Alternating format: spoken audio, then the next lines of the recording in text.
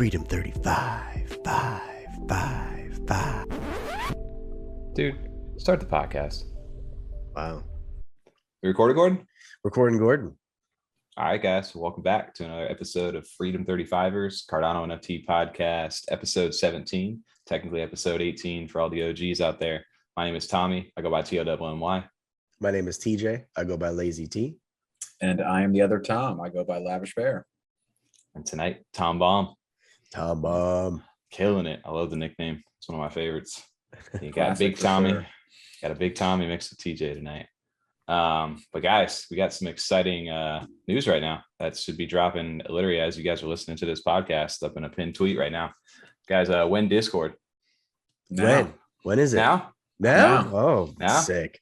Oh my God, guys. I think a long requested Discord has finally opened up to everybody. Go ahead and make sure right now, if you are listening, to go ahead and jump in there. We'll catch some OGs, get your roles inside of there right now. But dude, we're excited. This is it's crazy. We've been talking about this for I don't know how many episodes now. Probably like at least like 17. Well, since the start, but yeah, exactly. Since the very start. 18 for the OGs. But 18 actually, for the OGs. in episodes, yeah. It's crazy, man. But yeah, we finally got it up and launched. Shout out to TJ for getting these bots in there, our Freedom bot and all the other kind of bots, the ADA tracker, all kinds of different things. Bots. We got some hot bots, whatever's in there, man. There's all kinds of stuff. It'll be a cool place to see everyone's NFTs, what they flipped and stuff like that. A lot of feedback from you guys. That'll be awesome to see everyone jumping in there and interacting. Oh yeah, it'll be just our chance to get to interact with everybody, our community, right? We do these things every single week. We get to talk to a camera, record it, send it out, and put out some tweets. And the only real place to catch us sometimes is the CNFT Taco Tuesdays. But this is going to be your direct link to us right now. We got some fun stuff planned, man. We got some giveaways, game nights, just some fun stuff that we haven't announced yet. But there's just a lot to kind of build inside of this community. So we're excited to get everybody in there and get to talk with you guys. So yeah, definitely make sure to go ahead and check that out right now if you haven't. We're looking forward to chatting with you guys.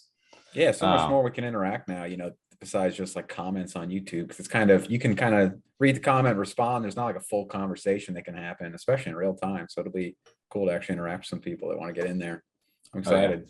Yeah, same here, man. And it's it's gonna be fun. We have some fun channels, fun things to go ahead and come up. I always look at the word the zip and flip when we're in there, and that's one of the first things we always talked about. I think our first episode, that was like the first thing we talked about, was the zip and flip, and it was just like us, like we go in, buy a project, and kind of flip it to make more to get into the next project.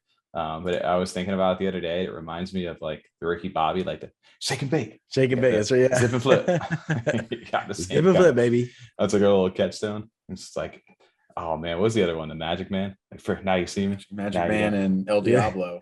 Yeah. It's like some sort of Spanish fighting chicken or something. Yeah. But I'll be interested also seeing all the because we have like a showroom and stuff, so you can it's not just dedicated to one project. Seeing like some of the NFTs people actually have. I don't know if I'll be interested until I start seeing them, and then I might be pissed that damn, some people have some some great NFTs. Like holy shit, just like flexing on us. Some of those, yeah, exactly. Yeah. Well, that's gonna be fun, man. It's always cool to see what other people are into too, because obviously we talk about us, for the most part, we bring new projects in and out, but we always give constant updates. So it'd be cool to see some other perspectives out there for sure. So again, there'll be some fun roles, there's some giveaways, game nights. We got all kinds of stuff planned for that, but it's just kind of just the start of our community. So if you haven't already, by the time you're still listening to this podcast right now, go in there and join the Discord. But guys, I wanted to follow up from last week. We had a lot obviously happen, and there was busy week last week, and an epic week too, for the chance that we got to sit down with David from Yummi Universe last week. That was probably our bucket list interview. Absolutely. Definitely a bucket list interview for us last week, as we were getting the chance to sit down. And I think when we first got into the space, we were like, all right, what are some interviews if we were to do this? And I think Yummi Universe was right there, like you said, Tom, at the top when we were talking to David. So the fact that we got to actually chat with him about the project, and that was so much fun. It was. Like, you could tell, man, because we were just like psyched. Like, we're huge like Pokemon fans for stuff like that. So getting to chat with a guy who's trying to make Pokemon on a Cardano blockchain right now, it was so much fun. Well, it was cool too. Like we were respecting his time because we only had a short amount of time we could talk with him. I get it because it was late over there. Then we ended up talking only like 20 minutes off of the recording and camera. And we were just getting to know him, pretty much just all of us hanging out, which was cool to do. I really enjoyed that. Oh, for sure. He's such a chill, like down to earth guy. It was so cool. Yeah, we had a lot in common too. And it was just cool to learn about the project. It was exciting because, like, you know, besides being invested in the project and wanting it to do well, it was just kind of cool to hear what he was building, like behind the scenes right now, from some of the stuff that he was able to share with us. They're definitely working every day. That is for sure for that project. Oh yeah. And then I just wanted to shout out to, while we got the screen share up here because it's fun, is Tom over here at the animation running in the background. I didn't know this at all. Like, he sends us the video, uploads it to YouTube, and we're sitting there looking at it. And I see like the Naru face, because we had asked David, like, what picture you want to go ahead and put there. And he gave us some options. And Tom lays this one out there, and all of a sudden the animation starts happening on the mouth. It starts moving. And I didn't realize like you were doing that at all. And some guy even in the Discord was like, "Oh, you used like an AI bot for the animation." And Tom's like, "What?" I looked into that more too, because I was like, "Son of a bitch! If there's an AI bot could have just done this automatically, I would be so frustrated." But it's not. It's like something you have to like wait, do all this stuff beforehand. I just made it so the mouth appeared open when he would talk. Yeah, I thought it was a fun little twist, since we want it's a little Easter egg for sure. Yeah. We were talking about it because Tom, we were like, "Oh yeah, it reminds us of the Nick Jr. face back in the day that would come on the screen and talk to you the whole time." Yeah, that's just the exact idea. Hey, it's face. It was fun of it. So yeah, shout out to you. I didn't realize how many hours that took you to sit there and watch that whole interview, because the interview was what, like 30-40 minutes almost. Yeah, no, so just normal speed. It was easy to do, actually. I thought of it while you were actually showing off the Instagram, while we were looking at doing the interview. Oh, you were showing the Instagram, and I saw those two pictures, because there's just one with the closed mouth, one with the open mouth. I'm like, oh, perfect. This is so easy to do. I'll just throw this in for the video version, so it looks like it's not just a still image. Make it a little more fun. Yeah, well, it was definitely like fun to see that. I think the community definitely enjoyed it, and it was just awesome to hear from him about the stuff that they're working on. It just makes me more excited for the future for this, especially for the summertime, like when they actually are able to go ahead and start staking your NFTs. And then when the game itself is eventually going to come out, hopefully, like he said, they're hoping to be able to play it this year, but they can't obviously commit to anything. But all I know is those extra cards, the new cards for season 2 that they're looking to release. Oh yeah. If you're worried about like Pokemon, like a clone or something like that, man, like, you guys, it's going to be something I think that is going to really impress everybody out there who's especially, I think all the Yummi people who believe in the project are completely like on board. But if for anybody who's kind of skeptical about it, like just keep your eye on the project if you're on the outside looking in. I would definitely recommend checking it out. Well, I know even you you sniped some more Yummies on the secondary because yeah, Tommy, you've been dude, I sold Yummi fever lately. I sold a PAVIA plot this past, like, it just randomly was locked into a CNFT contract on CNFT.io that I had honestly forgot I had it listed after the third land sale happened. And all of a sudden I showed up with a nice little chunk of ADA in my wallet, and I was just like, all right, spoopy time, winter Naru time, and just loaded up. And I bought an extra the 10K Narus.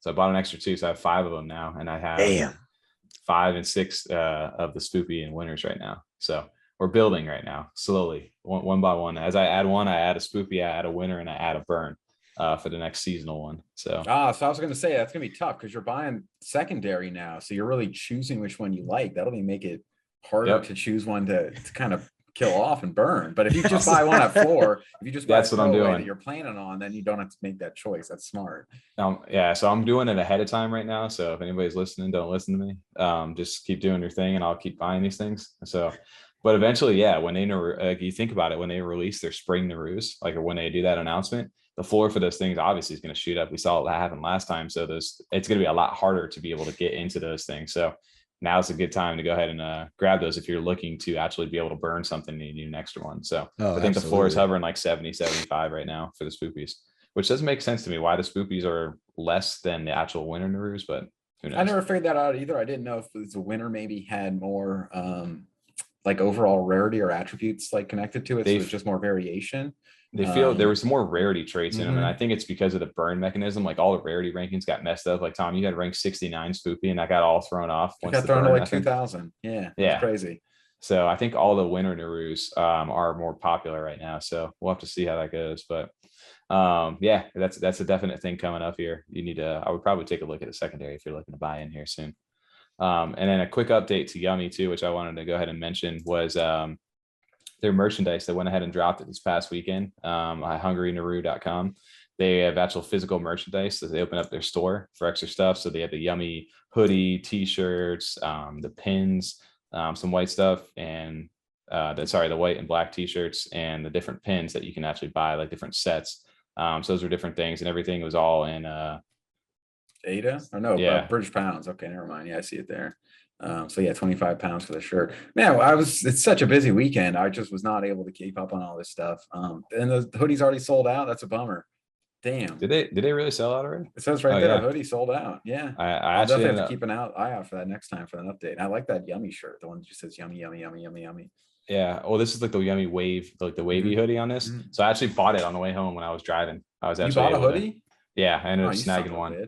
Yeah, I ended up grabbing one on the way. I saw the announcement happen real quick, and it was just like boom, like jumped right into it. So it was like an extra. It was only 15 pounds for international shipping too. Another one of your damn sneaky buys, dude. Yeah, I know you got until now, literally. I was driving home from I don't even know where it was at the time. Like we were over in like Tampa, like St. Pete area, and we were driving home, and I saw the announcement, and I was just driving traffic I-4, just boom, just nailed it right there. But yeah, so I mean, I got the Clay Nation hoodie. I had to get the Yummi hoodie too. So if you guys are looking for their stores, yeah, hoodies are dope. Well, you get a t-shirt, they're still available. So I guess they're gonna restock those. But I just wanted to shout out that their store is open right now, and they're packing. I think I just got the confirmation today that they actually shipped it. So that's pretty cool. Quick too. Wow, that was quick. Wow. Yeah. So dope for them. Like they're very on top of their stuff. So big shout out to Yummi for that. Honestly, and as much as I love, Cardano and everything is doing, it's just been so crazy all over the place. It's kind of smart on their move to just be like, yeah, we're just going to do it in our native regular currency on like a regular store website. So yeah, everything works well, and not figuring out how to like implement shipping with ADA, and then it takes you 4 months to get there. Yeah, no, they did it right. And I know they've had like the merchandise stuff locked up in the past as far as like already wanting to do all this stuff. So I'm sure they have some experience in this aspect. So it was cool to see it happen so quick though. Like, dude, I'm pretty sure like this is faster than the Cardano blockchain right now, dude. I got so much congestion. It just came out here and boom, just did everything right away. So shout out to Yummi for that. I'm excited for the hoodie. I'll definitely rock that on the show when we get going. Yeah, no, that's awesome. But big news I wanted to jump into, which everybody's been the talk of the town over here, is definitely not our favorite Metaverse that just had their third land sale over here for PAVIA. Guys, I don't know if you guys saw the news that had come out recently, but CardanoBuzz. Where is he? Where'd he go? I don't know. I haven't heard him. Apparently nobody knows. He's I thought you were looking for his Twitter there just to show that it's gone now, right? I can't even find it anymore. No, so they went ahead and PAVIA, the huge update that dropped yesterday. I got the notification. We were in our Taco Tuesday like chat, and someone posted in there. I guess it was like Fettuccine or somebody had posted like a thing that CardanoBuzz had left PAVIA as their chief marketing officer, their CMO. I think that's what that stands for. But basically they had a marketing for them, and that's kind of always how I kind of took him. Outside of that, I didn't really know too much about them. I know he did a project. People always had some concern. He did a project called like Finger Monsters or something like that early on that never really fulfilled itself. So they were always the big gripe was if he was involved with the project, like, are they going to be able to execute their vision later down the line? So PAVIA had announced the split from him yesterday, and that was big news inside the CNFT community. Because everybody was worried, okay, well, he's leaving right now. Is this going to be are they just walking away from this project and everybody's going to be left holding after their third land sale, especially timing wise too, right? Like that third land sale had just finished out and they were just about to mint all 100,000 plots finally. Oh yeah, no, it's definitely close enough to make it like kind of like, oh, it's rough. Yeah, it makes it suspicious for sure. We're just like, you just hope not. Like, oh man, they just did this third. Are they really going to disappear like that? No, but there's too much. So there's so many people involved into this stuff. So they went ahead finally and had put out a statement. I guess that was 18 hours ago from the recording of this podcast, but basically said, it's business here as usual at PAVIA. Thank CardanoBuzz for his contributions to date. Wish him well for the future. Our new full-time in-house marketing lead joins the team on Monday morning, a move which prepares us for an exciting new stage of growth. That's crazy. They got hired that fast. Well, TJ, Tommy hasn't told you yet. He actually is the one that he saw the job application and he applied and got the job. Actually, you know, so at this point, I would not be surprised.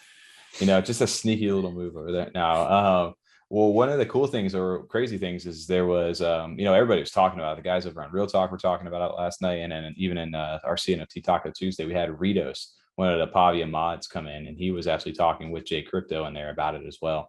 And pretty much what he was telling us was that, you know, hey, you know, all they've told us is that he's, you know, fulfilled his contract and he's no longer with the team. They're going to give us an announcement on Monday as far as who the next guy is. And that was pretty much all he was at. You know, people were asking him all these questions and they were like frustrated about like the transparency. And I think, you know, he kind of agreed at the same time, which I think most people agree to as well, is that all they were asking for PAVIA is to be more upfront with people, be more transparent with them in regards to a lot of their plans, because they are so big now. The fact that these guys, you know, they should be posting like weekly updates and, you know, giving you some, you know, they're at that point now where they, you know, they need to be taken a little more serious because they are projecting themselves as like the metaverse for Cardano right now, or like the one to be at. So that was one thing that I know a lot of people had shared that sentiment, and Ritos even kind of backed that up a little bit. Like, yeah, I agree that we could be more transparent, and hopefully that's something we can pass along to, you know, the devs and everybody over there running it. It's very fair. I mean, it's what, you know, it's always asked of like indie game studios and stuff like that. These people that post their early leaks of their game that they're developing with a small team, and people really want those regular updates, especially when they were doing things like funding them on Kickstarter back in the day. You know, people want then an update because they've kind of spent money now to get in early. And now that PAVIA's had their third land sale, that's really what we need, because from here on out, it's the metaverse, or, you know, the game or whatever it's going to be, and we want to see actual development, you know. And sometimes it's cool seeing the little pictures and videos and stuff like that, it's exciting, but actual like, okay, well, what is this and what's this step, and then what's the time frame to get like beta testing or get people in here, like where are we at with all that? Yeah, I think that was they were riding on, right, like that last land sale and you know, the token drop and those kind of things. Those were like the last, you know, things they had to hold on to before having to announce like actual like true announcements afterwards, outside of like the actual assets, like you said, or trailer videos, because anybody can make that kind of stuff, right? You can go in like, you know, a Unity or an Unreal or one of those engines and just, you know, you got a little bit of work, here's what we're putting in, we're building some assets, dropped it into a map, it looks pretty, okay, but how are we actually getting in there? What's the timeline? Like, what are you doing background wise? Who's the team that's capable of building something this big? So I think that was one big thing that people want, you know, a little more transparency from the project. And as I was scrolling here, it looks like a guy, I saw this last night, but a guy, strategic partnerships, a guy named Lee is out there. I guess he's going to be the guy stepping into the strategic partnership role at PAVIA. So that was a new announcement they went ahead, and I don't know if this is really replacing CardanoBuzz or not, but they've already announced over here a new person onto the website, which is interesting. Yeah, it was quick too. I mean, that was very quick. It was a fast turnaround. It's good. I mean, it's good that they had something in mind, possibly, you know, right? Like if CardanoBuzz, I don't know, there was some discrepancy on with some of the mods inside the Discord of you know, not necessarily agreeing that, like Ritos was saying that they, you know, he had fulfilled his contract, was what he's been told, and that, you know, and they're going to give an announcement, where another mod in there was like, no, like it ended abruptly, and it was, you know, it was all of a sudden kind of thing. So it's contradicting a little bit. So people were pretty much just like, give us an answer, give us a feedback. So I think that's where you saw that announcement today about, you know, he's no longer here kind of thing, and we're going to give you something on Monday. So it's good that they're going to need to get ahead of this kind of stuff now. It's great to see like these little updates and these, you know, little screenshots and all that stuff. But, you know, it would definitely help the community wise if they were to come out and start really giving you some substantial stuff that they're working on outside of just giving you the roadmap of where they want to be at kind of thing. And outside of that too, another huge thing for them too that they announced was the CardanoKidz. They actually acquired, you know, the actual CardanoKidz, like the cards, the trading cards, TJ. I know we originally back in the day, I guess these were actually the first technical NFTs on Cardano, because they had actually happened prior to any of the NFTs actually minting. They were being given out, I think maybe August of 2020, back even earlier. Oh, wow. August 2020? Oh, wow. Yeah, so they were being done way back in the day. So the CardanoKidz are like the OGs, and like these guys, you know, I remember seeing, I forget what set it was. I don't remember if I minted set 7, maybe it was, where they actually did like an open mint, because that was the format that they used to use. and it would just, they would open a 24-hour sale, and you know, however many they minted, that would be the final count. Well, they opened it up when everything was really getting popular last year, like after the summer, like in maybe August, September kind of time. And I think the people were minting like ridiculous amount, thousands of these things. And they had to shut down the mint early because, you know, to not dilute the pool any more than it was for season 7. So the season 7 like sales tanked. And they've always been kind of down, you know, as far, I still hold on to my full set, but if I was to really sell them, I wasn't ever really selling anything for more than like 12 to 15 ADA per card. Oh, wow. So when this announcement got announced for CardanoKidz, you started seeing the volume for all this stuff shoot up, like really, really shoot up.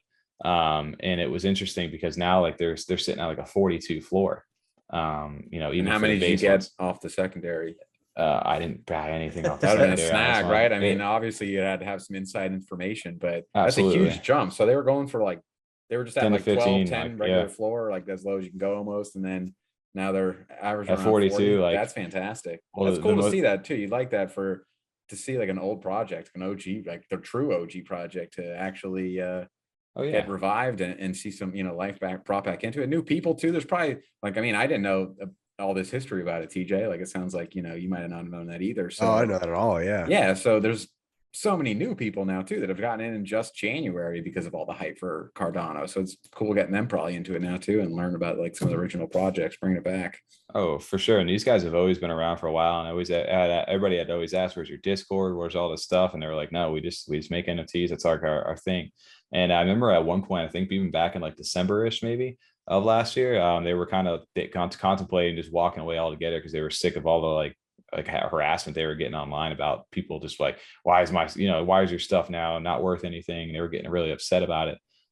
So it was cool to see that PAVIA, because they had dropped this season 8 card, which I wish I would have picked one of these up for the PAVIA Metaverse. This was released prior to PAVIA even releasing. So it was interesting. Really? Wow. Yeah. So this was one of the big things. Dropping links this whole time. Yeah. So this was like right before like PAVIA's first land sale. These things had came out, and these are now selling. I think I was seeing like anywhere from like 300 to 600 ADA on a secondary house just for that one card. Yeah, dude. So it's interesting, right? And they've been building like 3D assets, which we've seen like their little like looks like the, what do you call it, truck, the Tesla truck. They've had like an asset that looks built like that. Oh, like that Cybertruck. Yeah, the Cybertruck that was built in like the PAVIA compatible assets, the PCAs or whatever it is. They're building some of that stuff in there for them. And now I guess they're going to be taking some of PAVIA's CardanoKidz like NFTs and putting them in like these kind of things, like the Lambo and stuff like that, into the metaverse of Cardano or PAVIA over there. So that's interesting that the two of these guys have now partnered up. It's kind of cool too. Plus, it gives value to all the people back in the day who were like big believers in CardanoKidz, who were there from the beginning. Because if you held any of those like early seasons, dude, like these things are worth some money now, or worth some ADA for sure. So it's just interesting to see these guys. And again, these guys have been around since August 2020, so that makes sense timeline wise. And 37,000 followers, so they're definitely not, they're not little at all. So it's interesting to see that acquisition from those guys. I was gonna say, well, that's cool too. We've seen communities, and I mean, obviously that's kind of like spearheaded by one person. We've seen communities bring back projects or take over, like Gingerbread Kids or Gingerbread Men or whatever it was. And I think Nomi's too, like there's been a few that the community kind of brought back and revived and did their own thing with. But this was just a straight up, like one project buying out another project. I'm kind of curious, like the how they actually went about doing that, or if they had to like, just say name a number and we'll see if we want to buy it or not. Like, that's interesting. I wonder what their plans are. Beyond just putting it into PAVIA, like, are there gonna be more seasons and cards coming out? Like, they keep the artists? I'm curious now. I believe there's going to be there's definitely more to it than just them acquiring it and putting some of their assets into it. They're going to give some value to this, because they also released like for people who bought like the full sets, they released like a Kidz coin. So they're going to find ways to give utility to those Kidz coins as well as PAVIA land holders as well. So it's interesting. And with PAVIA now selling out, they have their whole 100,000 plots. It was to be expected. The floor was always hovering. At one point, it was hovering right around 1,000 ADA almost. It was like 900 and something. It eventually, like right before this mint, made its way back down into like the 550, 600 range. And then after this mint now currently, and the news of everything happening with with CardanoBuzz after this past day, the floor has dropped now even currently to 380 ADA. which I feel like people can get some steals right now. Oh, absolutely. I've been shopping around. So you start looking at like where they're at, and then you see like some like, oh, but like this one's not too far from the portal. Ooh, this one's 900. All right, maybe that is a little too close to the portal. Yeah, well, the cool thing too, I don't know if everybody knows, if the PAVIA the community one, like the 3D kiwi.io, I don't know if I've showed you guys this one. Have you guys seen this little map where you can actually like price out? Like I think a while ago you did, but I don't remember. Well, this is interesting too, because now it's got like the extra areas over here. And yeah, this is like a community map that pretty much finds the link. Like you can see like whatever marketplace is linked to these sales, and it'll take you directly to there. But you can pretty much find your parcel for where you want to be at instead of having to search through on the map on top of the secondary. So this pavia.3dkiwi.io, it's an awesome fan-made website, which does amazing, like it does like heat maps and all kinds of different things. So if you're into the PAVIA, like trying to search for some lands, definitely recommend this tool for anybody out there doing this stuff. So yeah, I just had to shout out PAVIA. Where do you guys think this is going? Do you guys think, I mean, the FUD is, for me, this is like a little speed bump over on the full like roadmap. This is going to be nothing. Nobody's going to even look back on this kind of stuff. This guy, I guess he did what he did. He got them, I guess, good connections back in the day, especially with the CardanoKidz, I guess. And he's, done good for the community, but I think that, like I said, it's his time's over now, and that's not going to change the project. It was good that they came out and said, we're moving along as scheduled. So it's not like the artists or the creators left. I mean, it's not like downplaying a marketing job. I'm just saying it's just the marketer of PAVIA. Like the creators and the artists are still there. They're still making, still going forward with everything they were already doing. So just the fact that happens all the time when companies, marketers leave and they get a new one. I mean, that's just, it is what it is. Yeah. The marketer gets another offer that's too good to pass up. Of course. On to the next one. That's just the way life is, but nothing really changes. I mean, it's as far as, like you said, Tommy, no one's going to remember this when it comes down to, is PAVIA going to come out and do what they've shown that they want to do or not? Like by the time that happens, no one's going to care about this, because if they're doing what they've shown that they want to do with all this, these galleries and like physical tie-ins to this virtual world, then no one's going to care about this looking back. If they don't at that point, or if it does end up being something else, then still this won't make a difference, because that'll be the main focus. Like that'll be the problem. This isn't, I just don't see this as a real big issue. No. It's disappointing that it kind of tanked for some people that might have bought in on secondary, but I mean, it's also, I'm kind of looking around now, like if people exactly. I think a lot of people are looking around, right? Like this is not like a short term. I mean, obviously you got in early and you did well. You could flip some land around. That's for sure. If you got the PAVIA airdrop on the coin, like you got basically free money at that point. You're able to sell that for a pretty good amount off secondary too. So they definitely gave you value, like bought in for people like in the beginning. I think going forward, they're obviously taking on a huge like task right now and creating like the Metaverse over here in our sense. And people have to think like, you take a look at like a Decentraland, a Sandbox, or one of those guys, like it took them 4 years to get to where they're at. And these guys have launched back in October. So you're still only, 4 or 5 months in right now. It's going to take time. And again, we're not going to be sitting inside this Metaverse anytime soon. And I think people really need to see that, but PAVIA also needs to give good updates about the development along the way from what they can share. I think that's going to be the biggest thing, as long as they're transparent, because I know the biggest like gripe that PAVIA gets right now is that, sure, they show you the 3D stuff, the pretty stuff, but like, what are they actually doing? Like anybody could make that. Like, how are you guys actually building what you're saying you're going to build? And give us like some, some background into how you're doing that. Like who's the team that's capable of doing something like that? It would be cool to see like just even a live edit video of like exactly what they're working on in the project. Just even a teaser, a 30-second teaser of them literally working on the computer of what they're doing. I think that'd be great. Yeah. Well, we'll see. Again, I don't know how docs. That's got to be rough. Like we had that problem. We were just talking about discussing at Discord where people are like, when's this going to be out, guys? You just kind of don't want to give it a date, because then if something happens or it's like, oh, the boss didn't work, and then you miss a date. Yeah, it's so tough to tie things down. Like people want updates, they want to be informed, and then actually giving them like a real timetable and date. Sometimes I feel for them for that. It's got to be rough, because we couldn't even do it just a Discord. So let alone the entire fate of your project, pegging it to one day or even 1 month would be. I'm excited. They got a lot coming out. I mean, now it's full steam ahead. There's no more drops. I mean, there's no more land to sell or anything like that on their end. So it's full focus on what they're actually trying to build here as far as the metaverse goes. The land's sold. Now we need to get us in there. Oh yeah, I'm excited. It's cool that they've acquired another company too. Like, it shows that they're not just, you know, walking away with all that money that they just made. They're investing into new things, and it's an OG inside the space. I know this thing with Cardano Kitchen, I know they're putting out a nice little video of some in-game you know, assets and stuff like that, which is cool. It looks really nice and it looks dope. I just want to see, like you said, how this is actually going to look going into it, like how you're going to be able to interact with something like this, which looks great, you know, inside that metaverse. So shout out to PAVIA. They're, you know, the standard over here. These guys, 61,000, you know, they get all the attention on the media. They are the standard that everybody's looking at right now. So they got a lot. There's a lot of people out there looking at them right now. Like, you're just you know, a little, you know, was it the little bit of the little land plot? I think that's all it is. I've seen so many memes of people with, like, you know, the sponges, like the red and yellow for like the sponge that you use. Like, they just put, so like, oh, guys, the green, yeah. I saw actual saw. Someone took a saw off and threw on the ground and said, "Someone PAVIA land."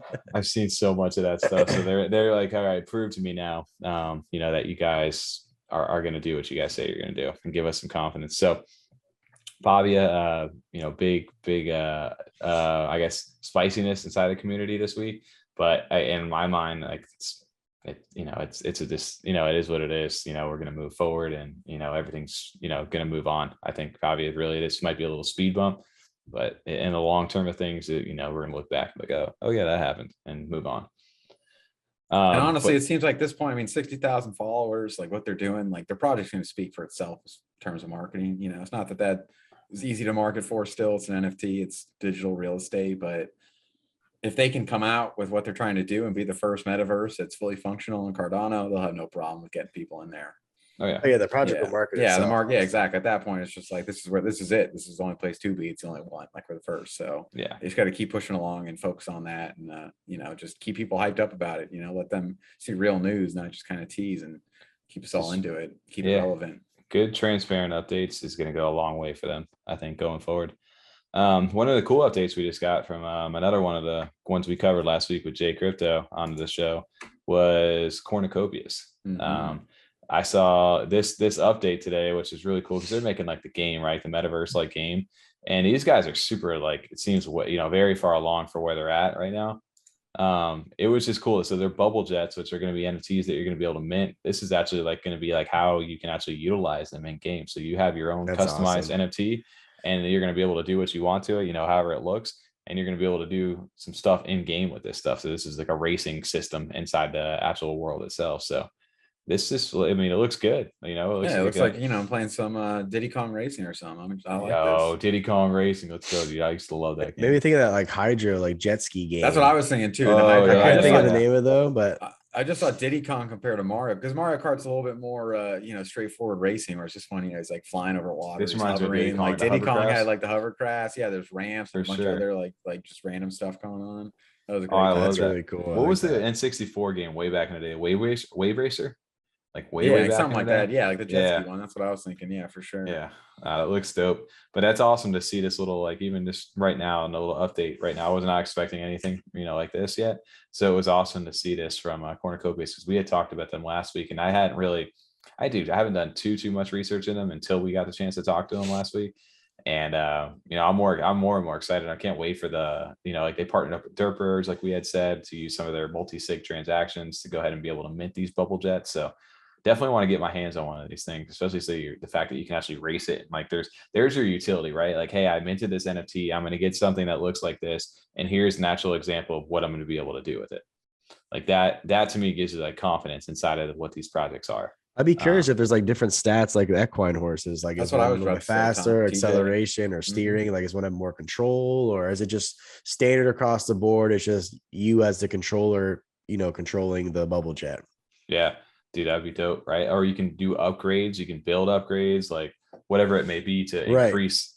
Because I'm pretty sure, didn't we say they're gonna like farm different materials and stuff inside the actual game itself? So I can imagine maybe some of those games or money or something to buy upgrades to your NFT. So your NFT doesn't necessarily come with a rarity outside of like the visual of it, but the in-game stuff you can actually tweak it and get better stats.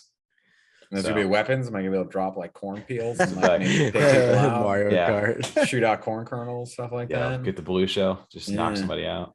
I thought blue shell was direct to first place. Direct to first place, right? Yeah, but then you get hit. It wouldn't stop. Like that blue cloud, right? Well, it wouldn't stop. Yeah, if it hit anyone else between, that was the one. Or the lightning bolt. The lightning bolt was, but the lightning bolt you got it like if you're in like last place, you get shafted either way. You have to use lightning bolt a lot then, right?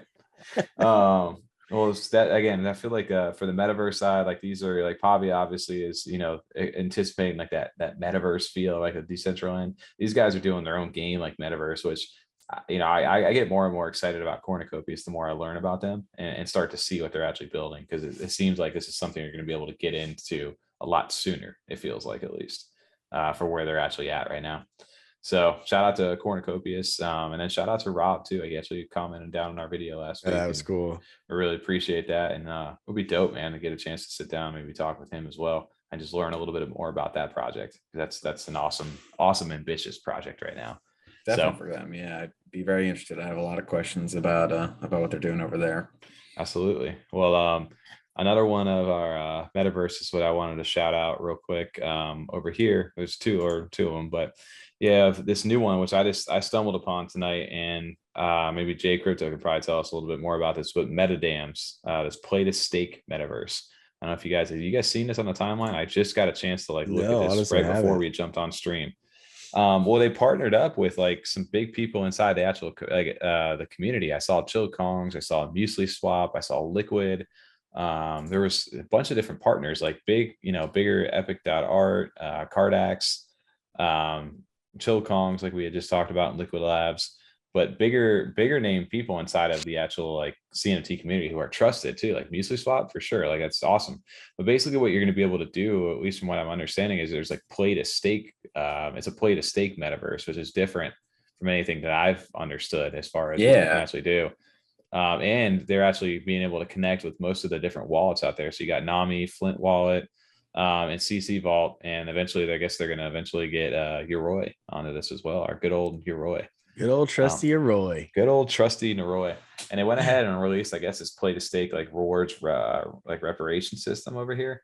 But basically, I guess you're going to be able to stake your ADA, I guess, staking rewards over time, and then different power sources give you access to different base reward rates. And then players can then increase their reward rates by doing maintenance actions on items. Behind the scene, players can delegate their ADA to a Cardano staking pool that distributes 100% of its reward to a wallet. And then I guess content is distributed among players when they decide to withdraw according to their in-game earnings.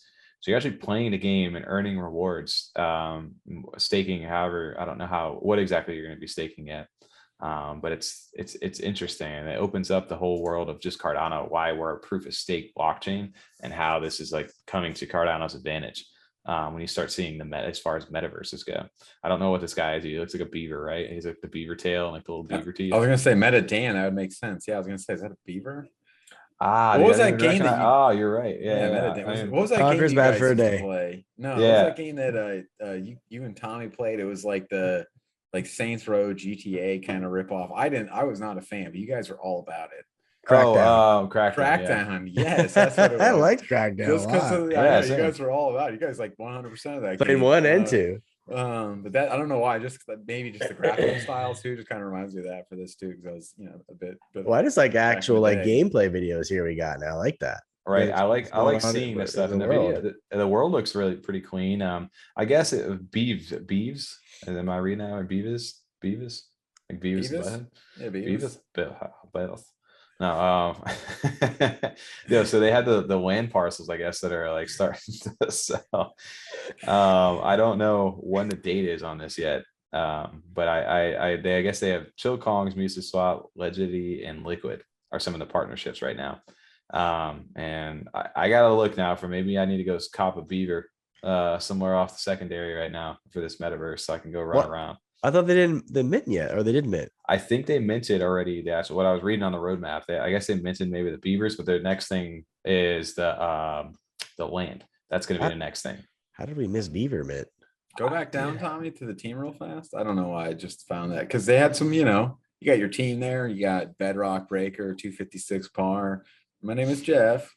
What you got? Oh, my name is Jeff. down there. It's just like, come on, Jeff. I mean, nothing against the name Jeff, but everyone's got their gamer tags out. Gotta flex that muscle a little bit. My name is Jeff. Aquiline. Oh, you got a Martin, I guess. Oh, and an Ali. You got a couple stuff's blocking it. Yeah. Some of these look pretty clean though. They actually right? Yeah. artwork on this. I actually like that. I'm curious because I was clicking on like the roadmap and things like that. As I was, so sold out. They had 4,000 of these prime Beavis. Yeah, am I gonna say Beavis? I just keep thinking of Beavis now. Beavis and Butthead. I just think of an Italian guy saying beavers. You got those beavers up by the river. I like a New York Italian guy. Some Beavis. It's got those damn beavers in my backyard. Tell you what, it's the Dementis. So you got 4,000 of these things that I guess it sold out already, and they have partnerships with Dexter, our boy Jay Crypto, and then Blockchain Expert, which is on there, and 1,000 NFTs were airdropped to the OG members. And then the Metadams, I guess groundwork's going on. They just dropped the white paper. Metadams.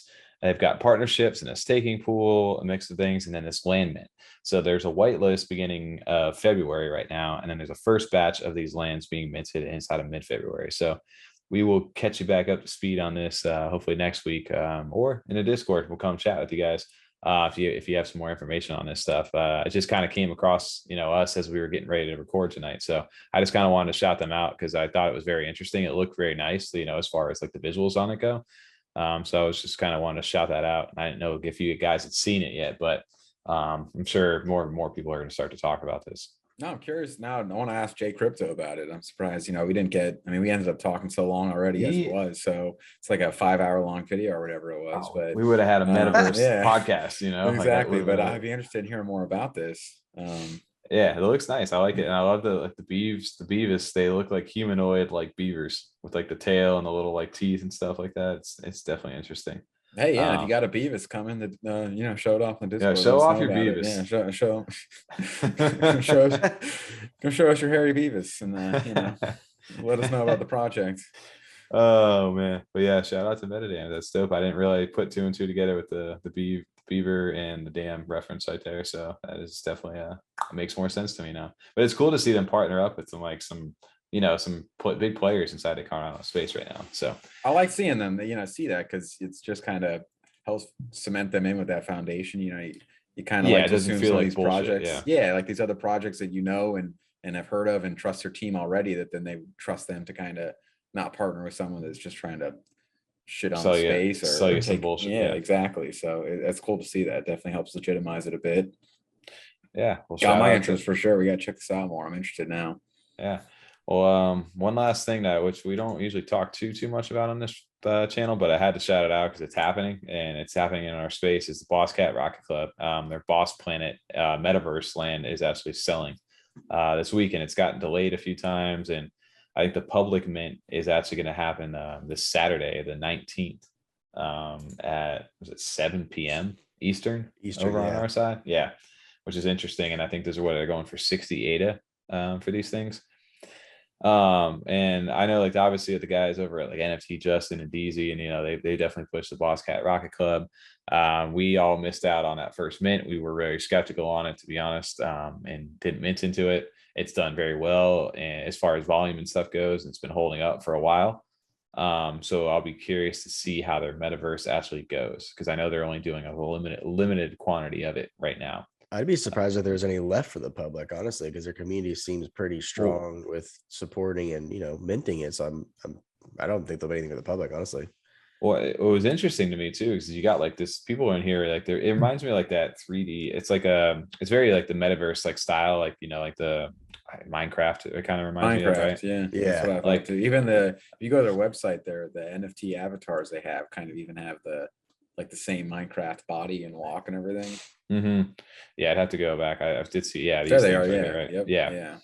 So I mean, this looks way better to me than the actual artwork does. Like I'm more excited for something looking like this. Personally, that's just like my personal preference.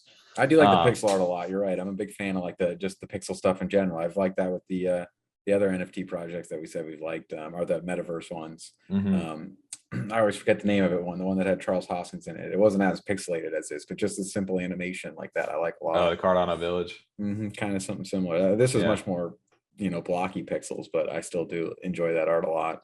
Yeah, well, I mean, these guys, what now, 16,000 followers. I know they're big hate that they get inside a community is, like, who are these people? Like, where are they? Like, do they, they don't show up anywhere. Some of their marketing schemes, have been a little like off compared to what we're used to. And definitely the Ethereum mindset as far as like, by the floor, kind of thing. We have a community wallet that helps, do things. And they've been, I know people, hey, they wash trade, they do all these different things.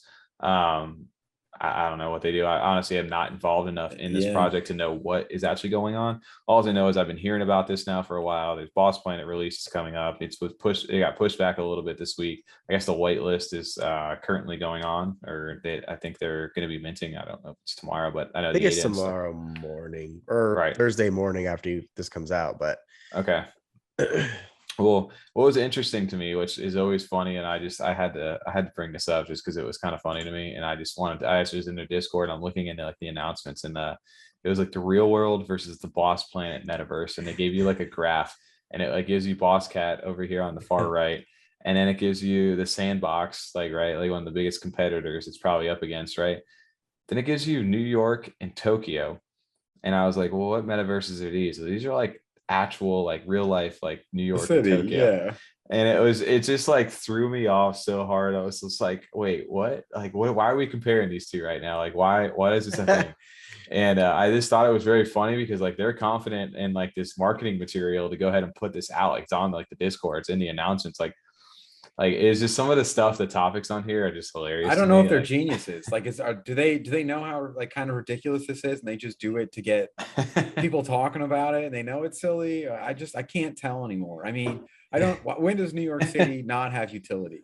Utility anytime, anywhere? No, there's times that sorry, it's a city that never sleeps, but it right now we don't have utility. It's not New York at the moment.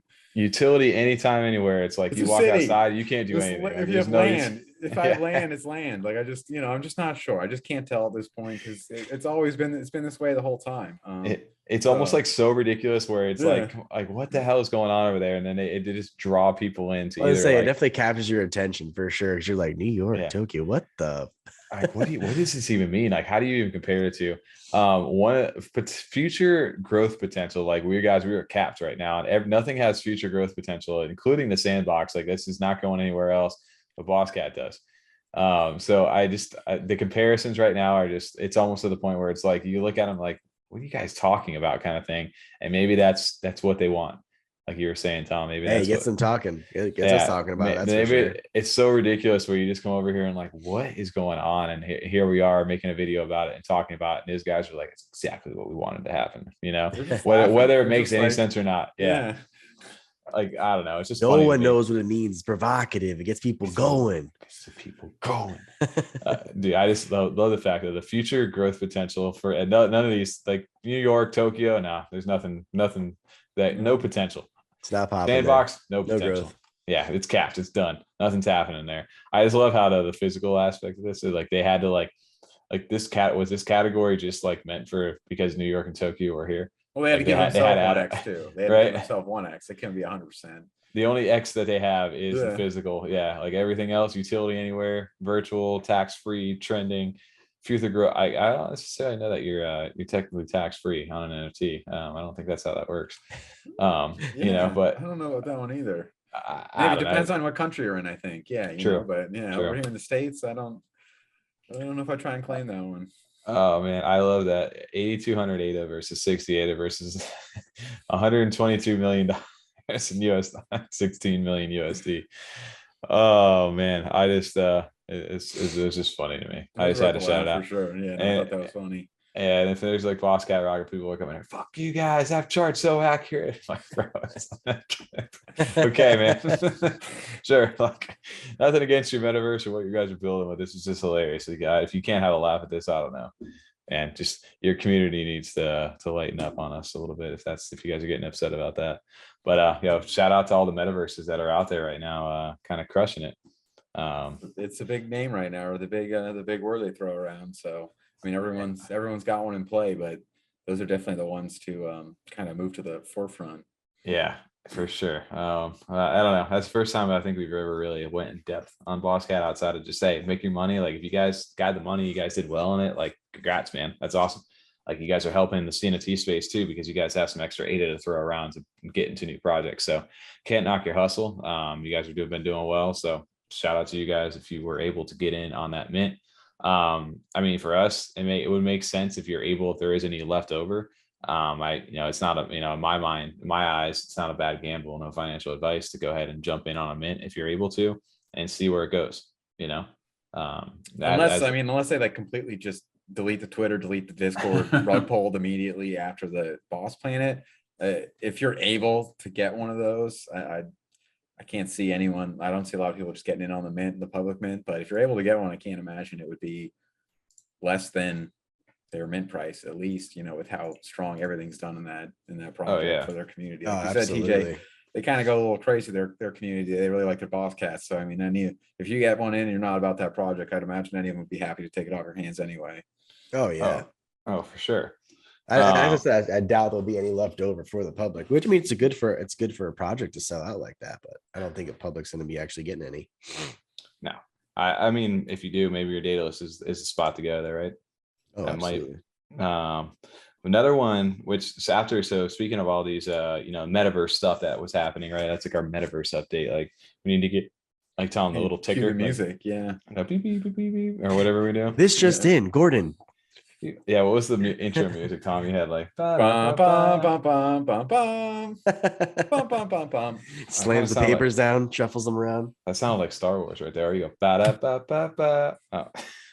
Copyright strike. McDonald's. Yeah.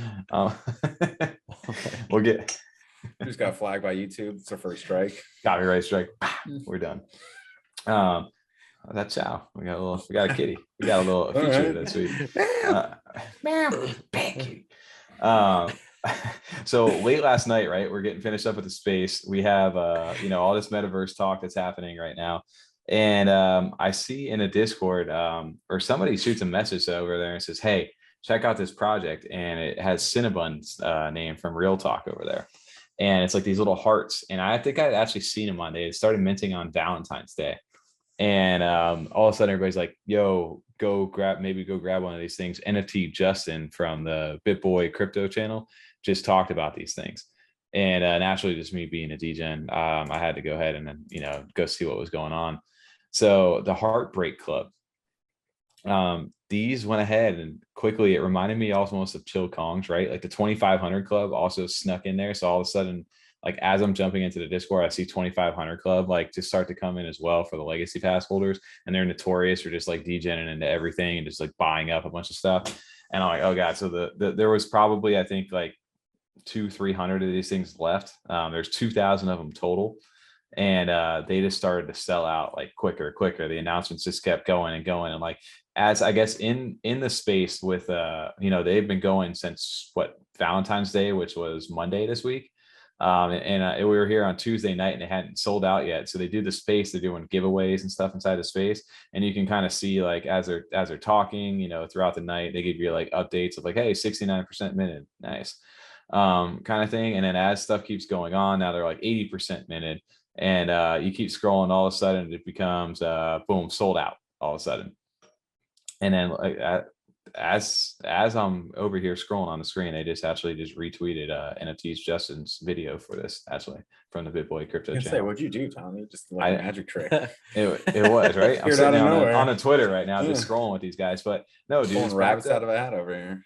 So I go in there and I see Cinnamon Bun, one of the hosts of Real Talk over there with like David King and KDev. And I see his name in there and, like he's a very like prominent member inside the community, well respected.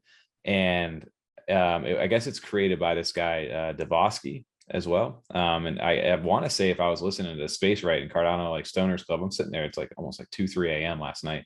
And I'm listening to Cardano Stoners Club with Cinnabon talking to them over there. And he's like, yeah, these guys are like 18 years old or something like that.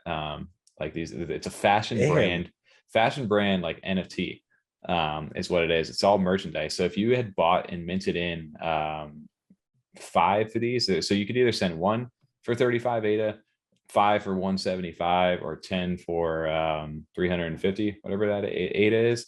If you sent in five at once, you're eligible to get a free t-shirt from them.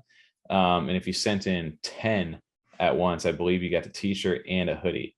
If I want to read this back right. You got 5, right?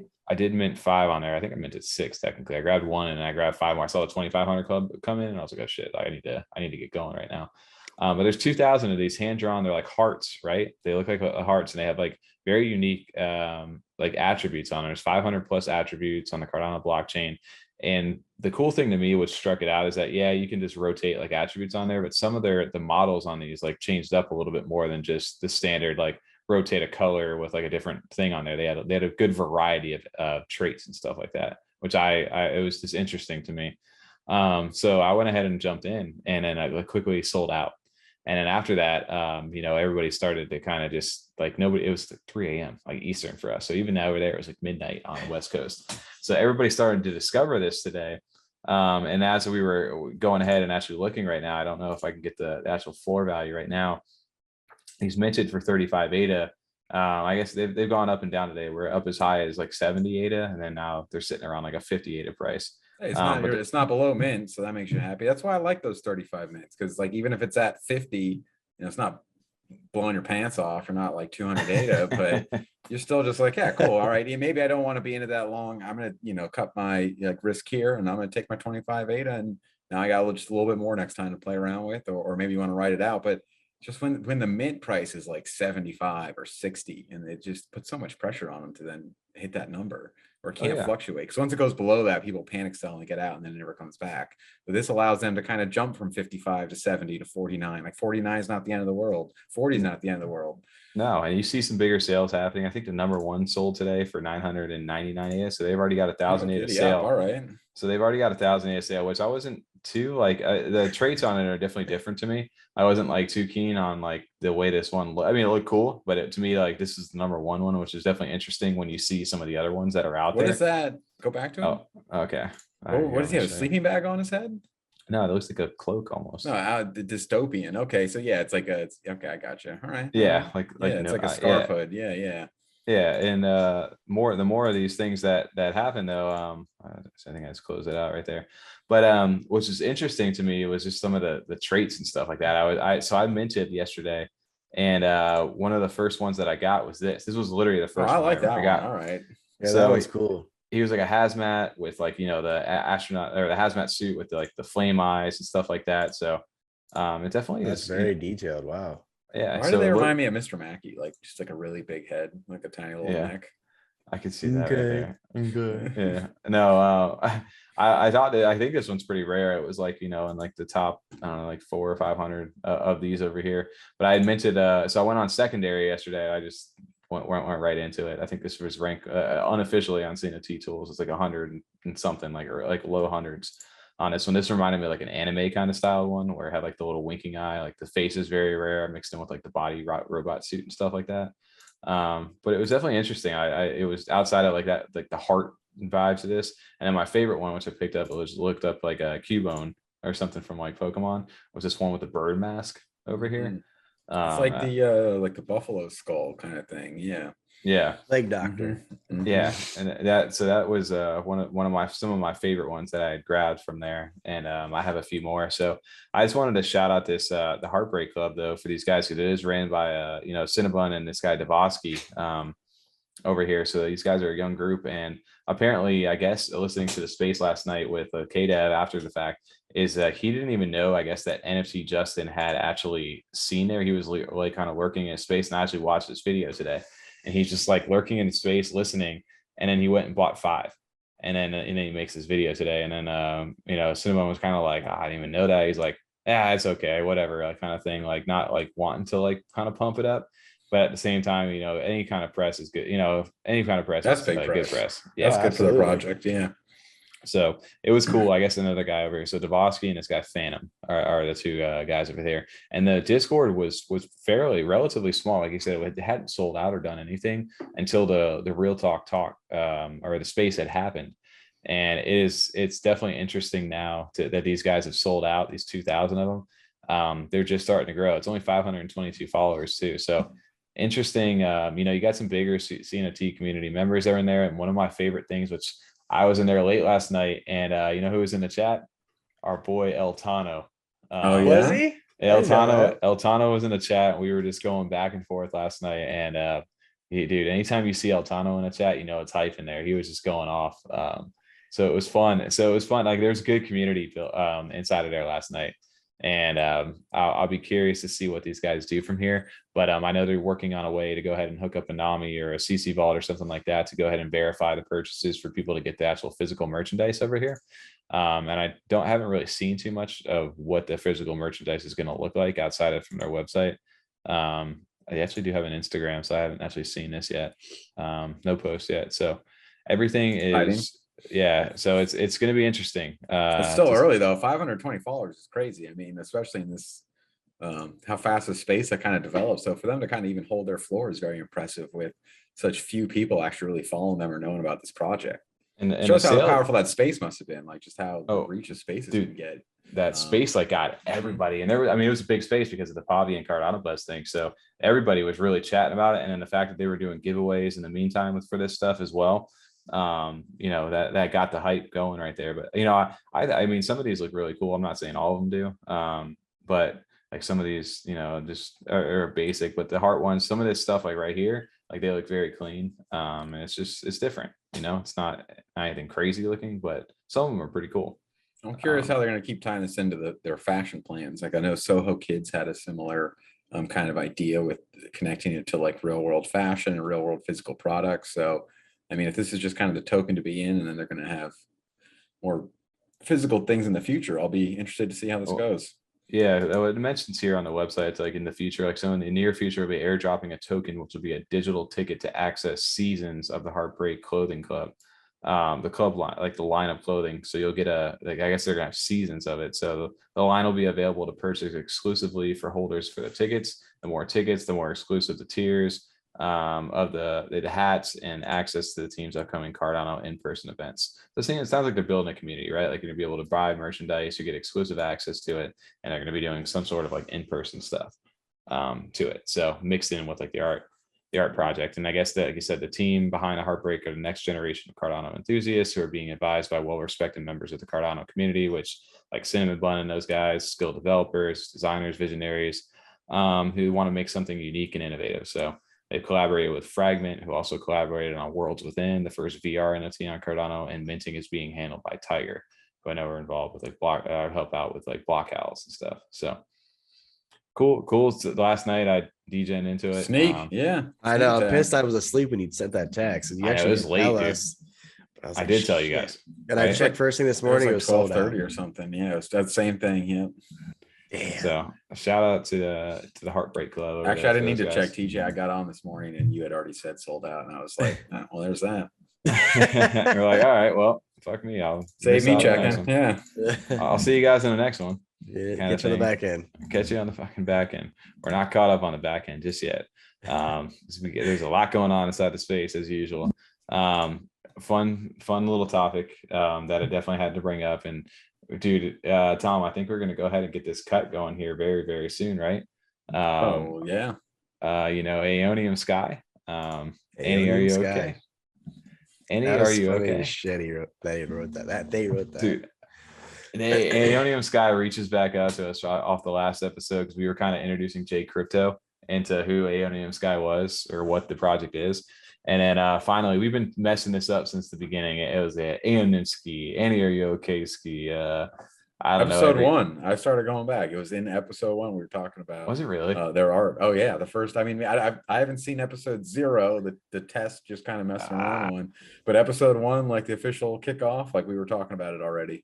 Dude, it was one of those, like I got into those blocks early and I just love the artwork for Aeoniumsky. But it was just funny to see, like, finally, they listened to our stuff. He goes, I'm glad you got your tongues around it with a little robot emoji. He goes, I can't wait for the supercut. And he goes, Annie, are you okay? I loved that. It was just fucking hilarious. I'm glad no one was watching that episode 1 because then we absolutely butcher it. It's terrible. Like it is so bad. We're just like, even approaching it, we have no confidence. We're just like, so next topic is AO. I don't know, man. Yeah, aeoniumsky. I don't know how to say it. It's cool though. Check it out. Like we just had no idea how to say it. TJ was just like, screw it. Okay. Yeah, I'm not trying to pronounce that. But yeah, big shout out to aeoniumsky. Yeah, we got it right. I can crush that on the dime right there. Just aeoniumsky, aeonium, ski. But the pizza too. I know TJ, we haven't put the cut out for that. You guys pizza shoulder pads last week. Pizza shoulder pads. We'll have to get that out on the Instagram. Yeah, for sure. But big shout out to Aeonium. I want to get that. How cool it would be to talk to Aeonium, like if like through like a robot voice or something like that. Just like translate or something like that. You know, I don't know if they've ever like got a chance to actually speak anywhere, if they have, but if they want to, please come on to the show. We'd love to chat. Whatever. That'd be awesome. You can build your own Aeonium like robot like GIF thing, and tell them we'll animate it for you, and you can just be behind the thing. There you go. Yeah, exactly. That'd be perfect, right? But dude, yeah, big shout out to Aeonium. That was super fun. It was a nice little just a little callback to some of the stuff, and we appreciate you checking out the show and watching. It was wild. Yeah, to catch that part of the show, to watch through, it was pretty cool to see that. Yeah, for sure. It's not like we like bookmarked it or anything and like tag them on like Twitter and stuff, but yeah, they just randomly stumble upon it. But it's always nice to get the shout out from a project, because that means actually for sure. I would even watch that segment about them, which I think is cool. You got to think about it. When you're like a project like that, like can you imagine the tags? Like we get tags and we're not even that big, and like sometimes you have to like meet the notifications on certain things. You imagine just getting mentioned all day, and it's like, oh, fuck, man, like another guy over here just tagging me on this video or something like that. But like even for us, I've noticed like the message requests we get lately, I'm like, oh shit, didn't even see this one in there. Like they don't pop up like on our full thing. We have to dig through them to see some of these. I feel so bad. So sometimes people have like messaged us, it's been like a week, and I'm like, oh shit, man, I just didn't even see it. To that like extra like it's almost like a spam bin. Like there's a spam thing that I've missed. Like it's a second like tab you have to click on where it's like, you go to like message requests and you're looking through, it's like okay, and then it's like these ones were hidden because of like sensitive content or something like that. Yeah, and it's just like an image. Some of them are spam too. Some of them are just like three people sending the same message in a row, just like, are you ready for hot picks now? And that's like it, just like the same person. Tom says, yes, I am. Yes. Oh my God. Well, yeah, big shout out to Aeonium, and then don't, if anybody's in the DMs right now, we try to get to as many as we can. Best place to hit us up though, plug it again, Discord. Yeah, Discord it up. Wanted to quick shout out to, because one of my favorite Discords lately to been jumping into is over my favorite RPG grind, which is filling in for my game time right now, is Tavern Squad. Tavern Squad has been just the daily XP that you earn for this stuff right now. I'm level 10 right now, just crushing it. I can go hunting boars out in the forest, get my 5 XP every day for my daily my reaction inside the Discord. But it gives you a reason to come back. They have different little quests and like we had talked about before. You have the different adventurers that are in your wallet. The cool thing though this week is, obviously you can see all the different, the Aquila, which is like the eagle looking one. You have the orc, you have orcs, you have elves, and you have, I want to say dwarfs, yeah, because I think I said gnomes, or about to say gnomes in the Discord, and some guys just was like, don't you say that. And I was like, oh, I'm sorry, bro, my bad. Like, there's gnomes in World of Warcraft. Well, that was the cool thing to me, is like, I've been picking a bunch of these up on the secondary, the last few weeks. You guys, that was one of my projects that I jumped to as well. But cool announcement that they announced this week was their raid dungeons, and I wanted to shout out a quick little fan made trailer by this guy, Z1 Ran. I'm going to call him Z1 Ran 2 is this thing. But I don't know if you guys got a chance to check this out. Look at this, TJ. I did actually see that. Yeah, that's cool. He made like a good edit. And again, this is very misleading as far as what it's going to be. This is definitely not anything near it, but it was a fun, like fan made kind of thing. But if they eventually get to something like this, you got my full attention on this. But they basically did like their dungeon raids, was pretty much what they were announcing on this. And it's like a new, I guess, holding these different adventurers, and like the reason that they have different, types of these different things, different weapons, different stuff. You're going to be able to like bring your adventurer in on a raid, and based on, like what their attributes and certain things are, is going to determine if they're successful on that raid, in order to be able to earn you guys stuff. So I thought that was interesting as far as like the NFT portion of this goes. Okay. So just taking that another step forward for further than like your involvement, like kind of keeping you coming back and keeping you invested in the project. Well, it's like a mission system, like they were talking, describing like World of Warcraft or something like that. And the idea is that you stake your adventure in a raid for a period of time with a chance of getting rewards if your adventurer succeeds on the mission. And each raid will be a risk reward decision for you to make, as some will be harder than others and have a lower chance of success. And it says, will you go for 100% guaranteed raids or a risk that is 10% higher reward? Which is definitely interesting. What would you do right now if you had to choose? I would go in for the best reward possible. I'm taking this risk. I'm taking the risk too. Yeah. What if it's like your warrior dies and you got to burn them? I got some boys that are just, well, Leroy Jenkins, throw him right in there. Let him go, dude. If he dies, he dies. He dies. But no, dude, I would throw him in there and see what happens. It would be fun, just to kind of see what that even is. How cool would it be eventually where you could, these adventurers that are, currently out there, that are sitting in your wallet. What if you could 3D model these things, right? Or eventually get them into like a raid situation where they could just go in, and even if it was all kind of like autopilot, right? Letting them do their thing. Well, they can even take that's pretty cool. They can take it a step further too. They can get like mounts and shit for them, or pets for them, like other you got familiar RPGs. Yeah. Well, I'm just saying like the actual like I don't know, like they walk next to you and stuff, or just follow you around and shit like that. I don't know what their kind of plans are, but true. Cool.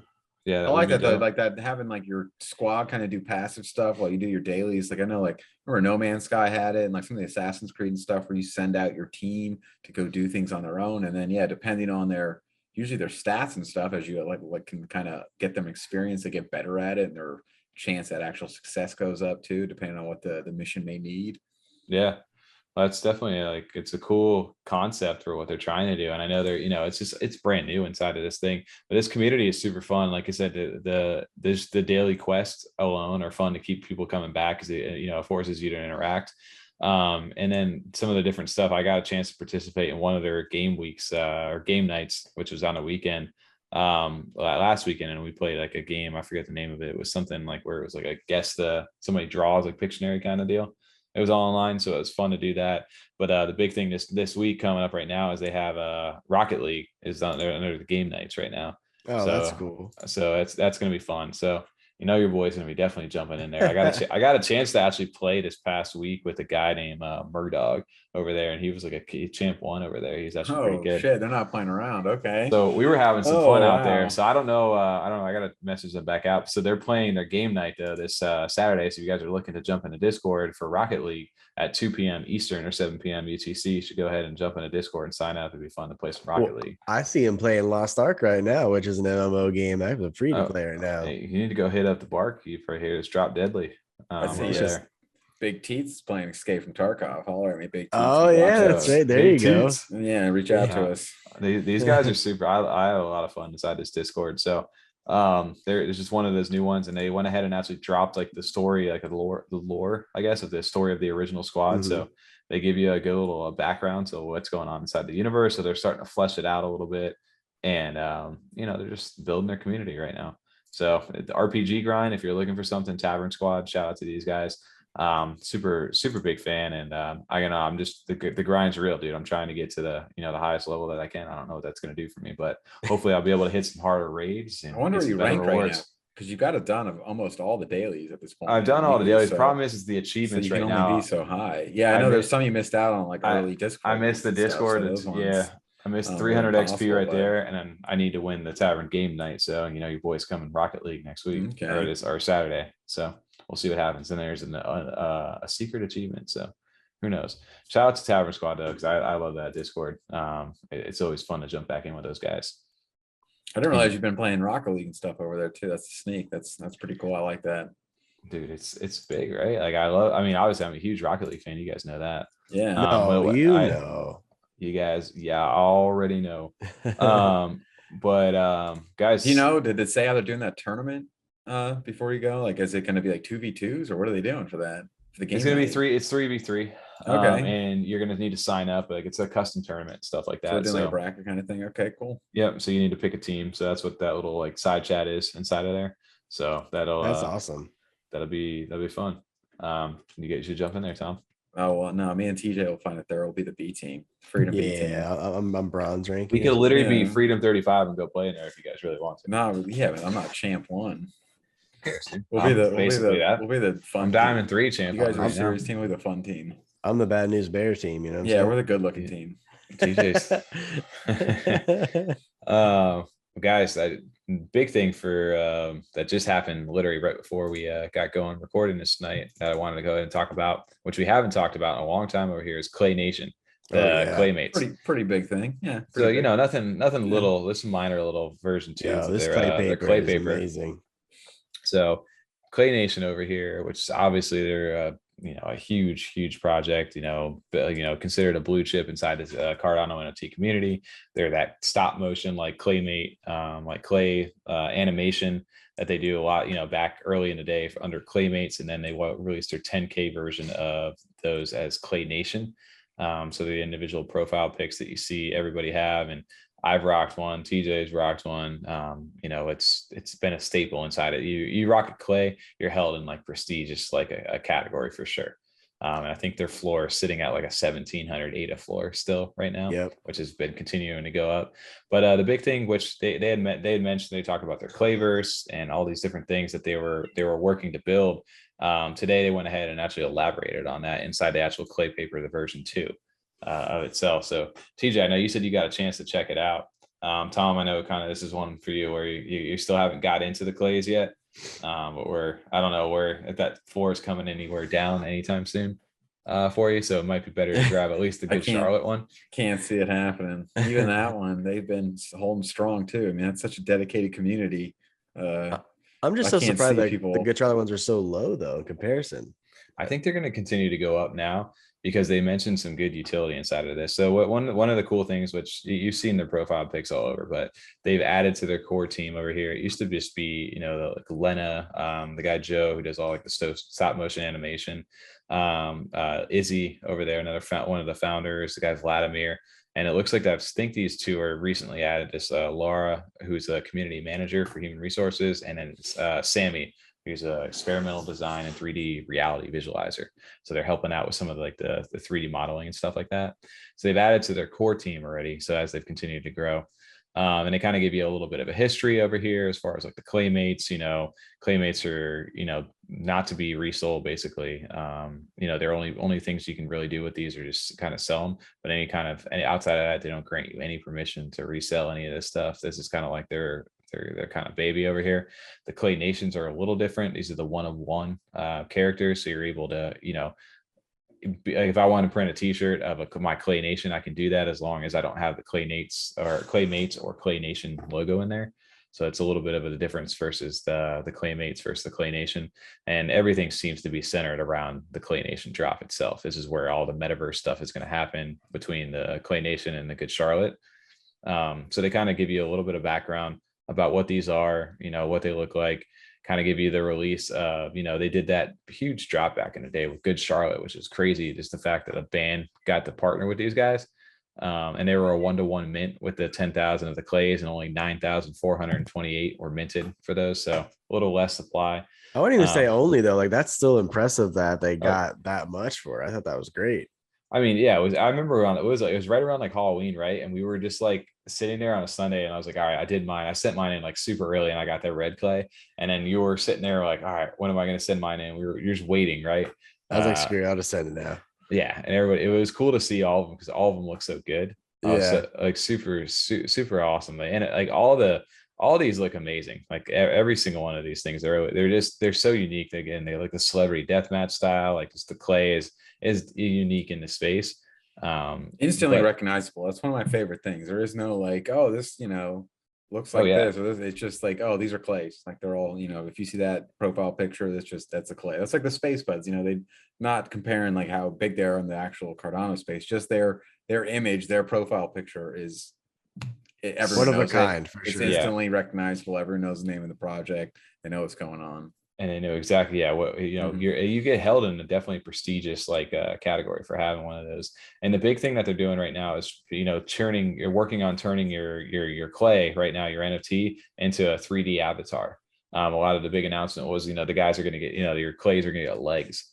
That was the big thing. So right now they're working, to get they're building all the assets in 3D right now to be able to, you're basically going to be able to connect your wallet via NAMI or CC wallet and be able to download your 3D model of like your character into their metaverse to start. And the cool thing, what they're going to eventually do is going to allow you, they're working on being able to allow you to carry your Clay Nation into other metaverses or other worlds too, not just stay inside of the Clay Nation. Well, I like the AR and VR functionality because if it's AR, like I can put my Clay in my office right now, just let them just chill in the back or something. Right. Yeah, that's an always like, it's cool the functionality that they're trying to make with these things, because the 3D models on these things do look really nice. Like they've done a really good job at those. One thing to notice though is that once they actually do the actual 3D versions of these for the Clay Nation, the 10,000, then they're going to start working on the Clay Nation and Good Charlotte ones. So they're not doing all of them right away. Originally these were estimated for a February release, but due to significant improvements to the models, I guess the estimated delivery has been changed to March now. So they're still designing the actual website and UI and to be able to connect all this to turn your guy into 3D. So that's definitely interesting. Hearing that they're doing it with the Good Charlotte ones too, that's cool. I never expected them to. I just thought that was like a fun side collab. If you had if you had a Clay, you could get one of those and you have a cool little part of your project, kind of like the Spoopies or the Holiday Naroos. Well, the one big thing about it, why they're doing the Good Charlottes as well, is the Clay Nation holders and the Good Charlotte holders will be the first to populate and test the areas within the Clayverse, which is the village for the Clay Nations, and then the underworld for the Good Charlottes. So they have a whole separate area for the Good Charlotte Clays. So even if you don't hold a 10,000 Clay Nation, you can still access the underworld with the Good Charlotte one. So it's going to be, and I mean, I'm sure you might be able to access the village too.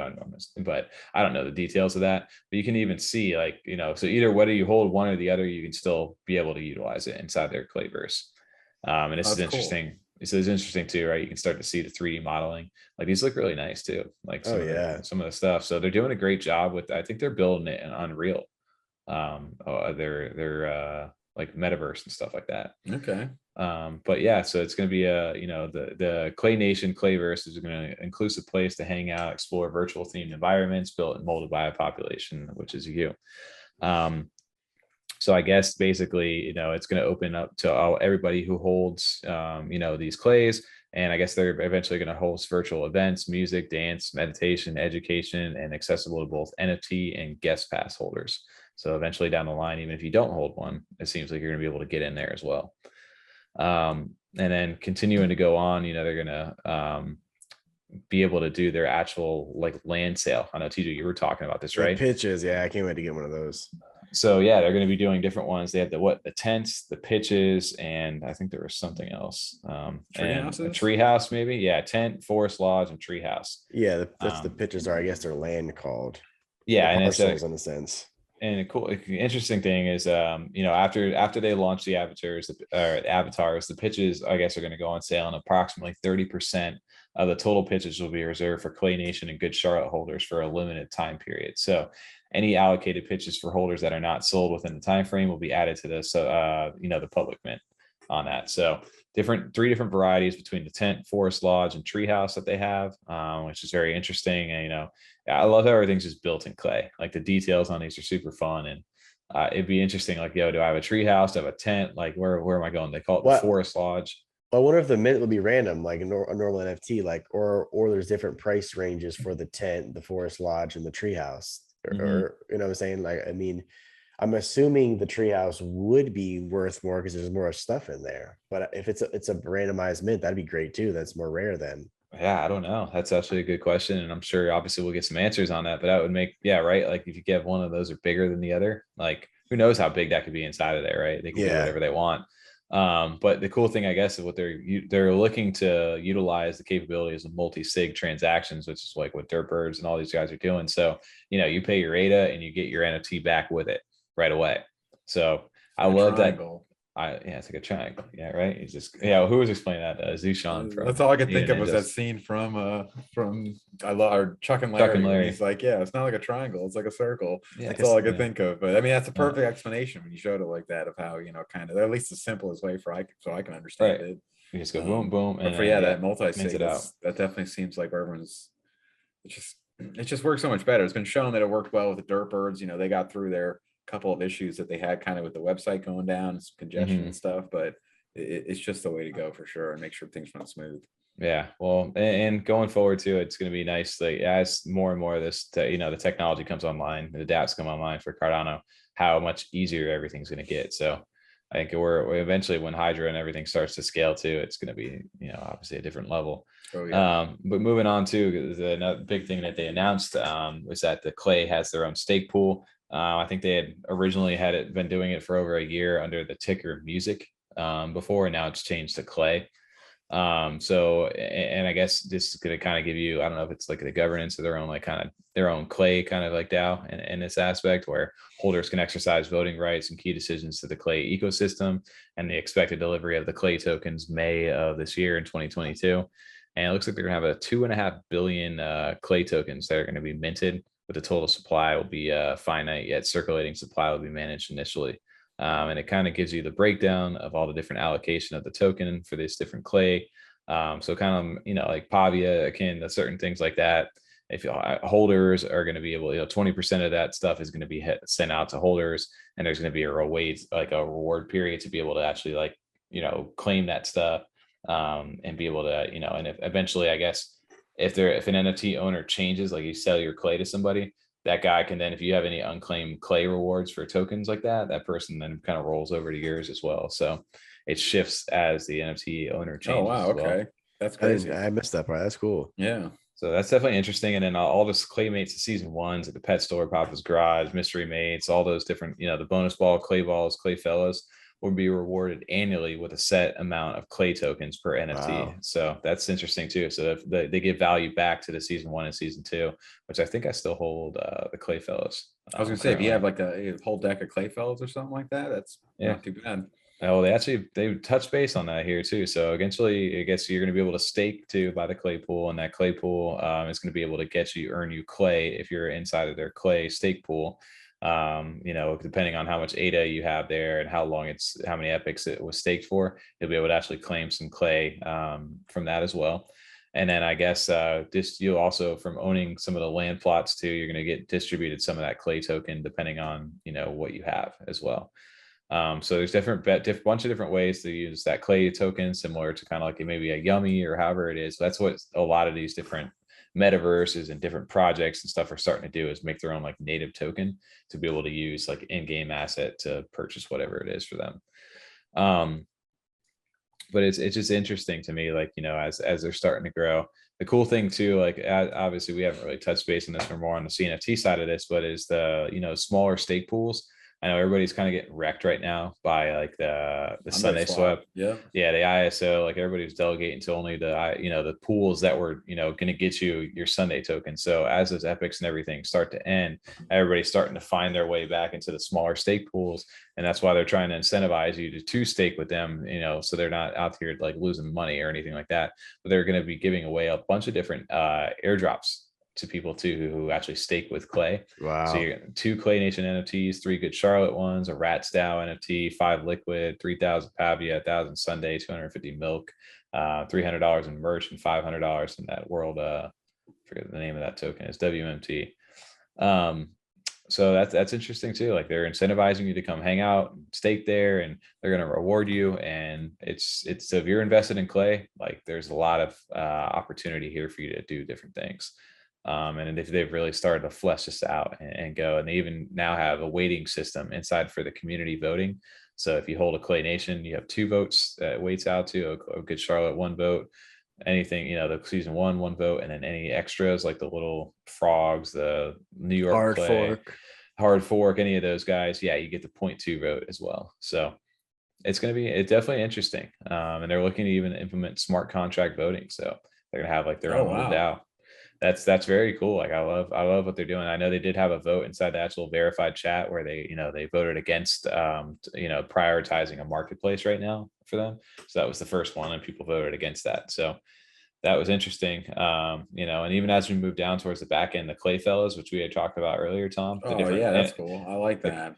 They're going to do physical card decks of these, and you know, I've been, or people who, if you have the full set, you get a free one. If you have some of these, you're going to have early access to purchase this stuff. And they're going to be working with NFT Link again to go ahead and get you that, you know, the little that's like the hoodie that I just got, you know, where you're able to like scan it and reference it back to whatever you have. And then eventually they're moving into game nights too, for people who have the ClayFella holders. They're going to start game nights in early March, with the whole community open for prizes. Are going to be only exclusively accessible to ClayFella holders out there. So I love seeing that, you know, like getting people together outside of just maybe on Discord and on Twitter all the time, and kind of doing some more activities outside the NFT world, which is probably good for some of us, because, you know, this takes up so much time sometimes. Like you said, Tommy, like you've replaced your gaming with your Tavern Squad gaming. Like that's for sure become everything. So it's nice to kind of see them, you know, take it at the community and get together and do other things besides just talk about, you know, the future and NFTs and what's going on. Yeah. So yeah, exactly. Just anything, and just not NFTs for once, a different topic. Yeah, you get to enjoy and just hang out with the community. And I don't nearly hang out in the Discord as much as I wish I would, for Clays, but it's cool. It gives you a reason to come back in. So even looking at this too, they're even like doing like, I guess, virtual nights for like blackjack and poker tournaments too, that they're working on trying to get people into. And then the big other part of this outside of the Clayverse and all the staking stuff is the Claybudz. So they actually back in the day did a collaboration with Spacebudz. So you take Claymates and Spacebudz, two of the biggest projects inside of Cardano on the NFT space, and combine those things. They did a drop last year for these, and the floor price for these have shot up. I think they were over like 2,000 ADA at one point. I can imagine they're probably more now. But interesting enough is that they're doing a second drop over here. And then inside of this, I think, yeah, June 17th of 2021, they went ahead and dropped 569 Claybuds and 88 berry bonus buds as well in there. And that was just kind of to celebrate. So now on March 23rd of this year, they're going to offer a community vote for the final installment of Claybuds, where they're going to recreate either 80 or 88 different editions for 850 total Claybuds that are out there. And you're going to be able to vote for the different type of ape, tiger, dog, parrot, archine, rhino, frog, bear. It's basically all the different space buds that are out there. And then there's priority given to holders of the previous Claybuds, so including the berry. So if you're guaranteed access to buy a part 2 Claybud on a 1-to-1 basis, so 657 in total for 12 hours. So that being said, if everybody claims one, right, what is that? That's a little less than 193 NFTs up for grabs. Like for public, you mean afterwards? Yeah, right? If everybody claims it, so if everybody claims it who own the 1-to-1s, I can't imagine everyone's not too. I mean, right, without some, like, just people that have had other circumstance or something come up, or not in Cardano anymore, they forgot about it and never looked back and saw what they had. But man, can you imagine the people who don't? But these things are going to definitely go off, so great. I would be super jealous. I would love to get one of these things, and unfortunately I'm priced out right now, unless I make some great sales here soon on a Claybuds. But congrats to anybody who owns one, because you'll be able to get a second one here coming up soon. So and eventually what they're going to do with the remainder of those, I guess they're going to do another sale using the raffle to determine the Claylist priority for select Spacebuds and Claymates season 1 and 2 holders. So looks like in order to actually get a mint one of these, you either need to hold a Claybuds or a berry, or hold an existing Clay Nation season 1 or 2. So nobody who doesn't own anything is not going to be able to mint this. So you're saying there's a chance. So you got a chance over there, but it's going to be on the raffle portion of that. But I know that's a huge thing that people have been asking for right now. So definitely interesting, coming up on March 23rd of this year.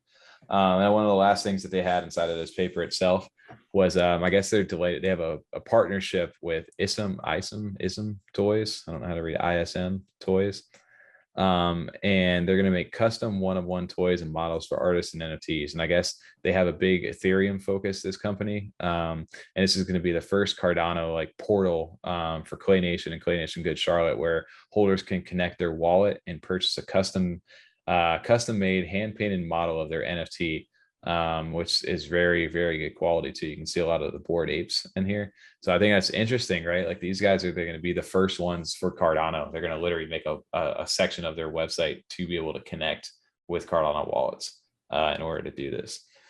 That's awesome. Yeah. And then you have a little, model for your desk sitting right there, a little physical, I'm going to get my blue copy of your guy. Yeah, for sure. I was going to say, some people I know there's some that have their clays.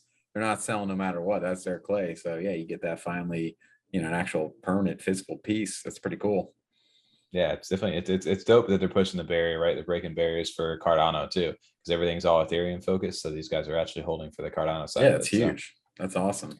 Amazing. And then lastly, they had to shout it out here, and I know Fettuccine was super excited about this. Is that these guys, they're honored. They're an official airdrop partner for the Angel Baby Hit Squad, Clay Nation, and Claymates. So definitely going to be seeing an Angel Baby airdrop from Clay Nation later this year, and I have no idea when that is, but I'm definitely curious to see how Clay interprets the Angel Baby Hit Squad. I can imagine that those will probably do pretty well in secondary too. I have to pick them in secondary. I'd imagine it's going to be made of clay. You think so? You said a little clay. That's a good assumption you got there.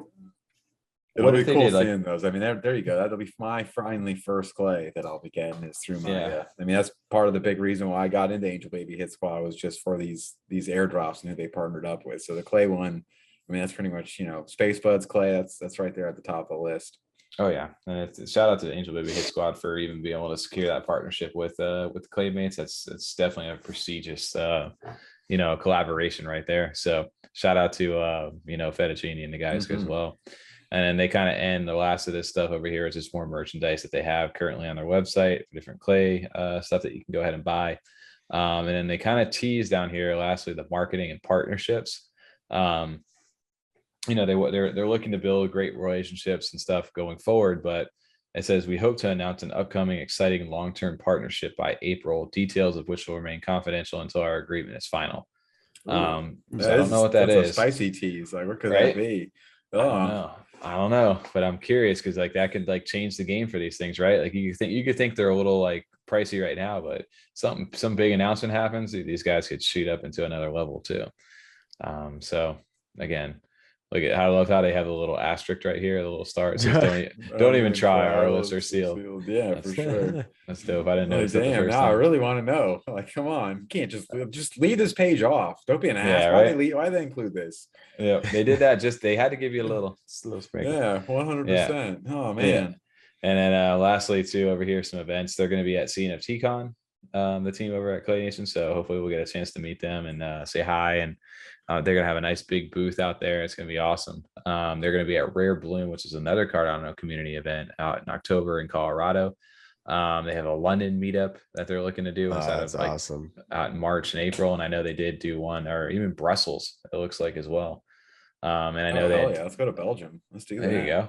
That'd be fun, right? And I know they did do a meetup inside of New York City earlier in the year in January. So it was a cool event. I saw some stuff on Twitter for that. So definitely engaging with the community. Lot to come on. Clayverse, Claybudz, Clay staking pool, and some partnerships and merch that they're going to be doing. There's a lot of stuff to pack in here. So shout out to Clay Nation, Claymates. These guys and girls are amazing inside the space. I love the fact that this project is actually run, the founders are two women inside this space, which it's probably primarily dominated male industry for sure. I'd imagine for NFTs for sure. I mean, I know the media or computer kind of media in general is, so that would make sense. I think they're actually from, if I remember correctly, they may live in Belgium or something. So I remember seeing them one time talk about vacationing and enjoying the weather in Portugal and kind of getting away from the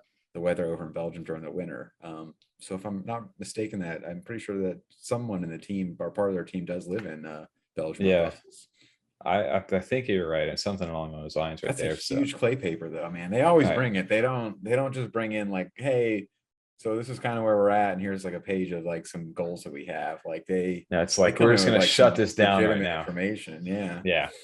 But dude, clays are still one of my favorite projects. They are the quality. They are the top tier, one of the top tier NFTs, not just NFTs or CNFT, NFTs.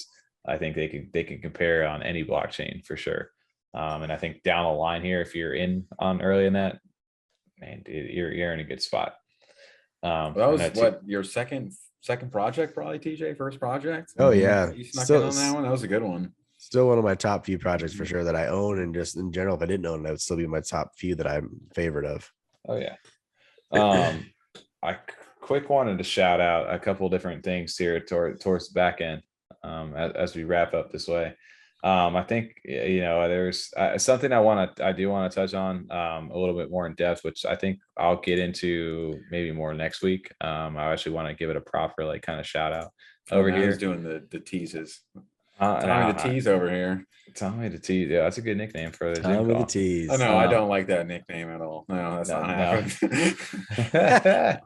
Big tease, Tommy. Big tease, Tommy. No, I wanted to shout out. We'll probably highlight this a lot more in a different segment, but I just, you know, just for time's sake, right now, the Benjamin's group, the Eggvolutions that are currently happening. I'm sure you've seen these eggs that are sitting around here, and they're evolving. They used to be the shrouded objects that were just had like a cloth over them and were like moving in the wind. They revealed to be eggs over here. But this is from the Benjamin's group, and these guys are involved in a lot of different projects. The artwork is from this artist Zigor right here. I guess he's a bigger and over on the Ethereum side as well, well-respected artist. And they've designed his stuff over here on Cardano. And these have kind of been going through, like they said, the Eggvolution is what they've been going through. And I picked one up on the secondary, you know, a couple months, like, man, it's probably been about a month now. And when the eggs had happened, and I just grabbed one just because I was like, it looked like a Yoshi egg to me. Yoshi, it does, yeah. And that's the only reason I grabbed it. And I was like, oh, this is cool. I'm definitely interested. And these guys are well connected inside the community. They even like get you access into certain like whitelists and stuff like that. I believe, I forget who it was that I was able to actually get a whitelist spot because I did have a Benjamin's egg. Oh, the Future Bot with over Future Fest. I was able to actually get a whitelist spot because of the Benjamin's group.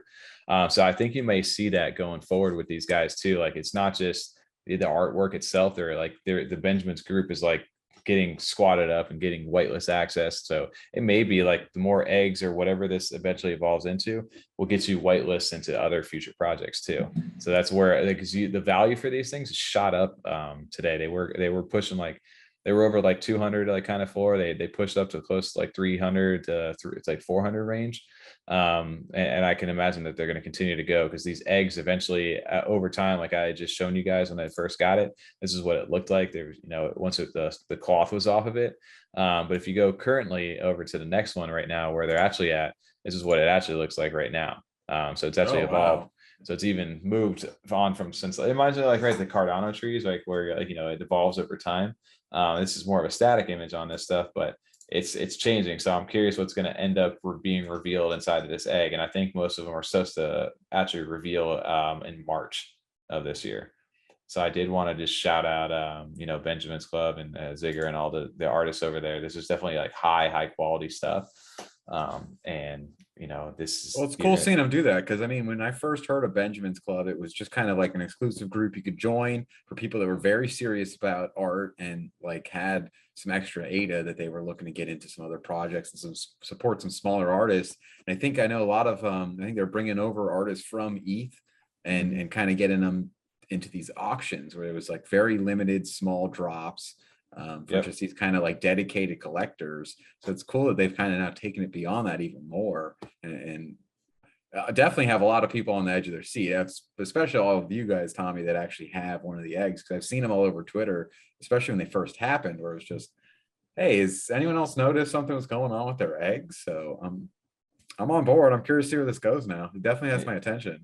Well, I love it too, because like you said, we're using for Future Fest, but anybody involved with the Benjamin's Club or any project that gets involved with it, they're finding ways for the original holders to have utility to be able to get involved into those other projects that they're partnering up with. So it's almost like an exclusive like access pass into other stuff, which is really cool. And I know they did have, the Benjamin's group had like these keys that were even more rare, which again, we can dive deeper into that on another day. But I just had to mention these guys because they're starting to. I know Rat's DAO another thing, they were putting a proposal out to go ahead and try to vote to buy some of this stuff as well. And I think the Florida jumped crazy. So everybody's freaking out. They're like, dude, we got to get these now before they go even more wild.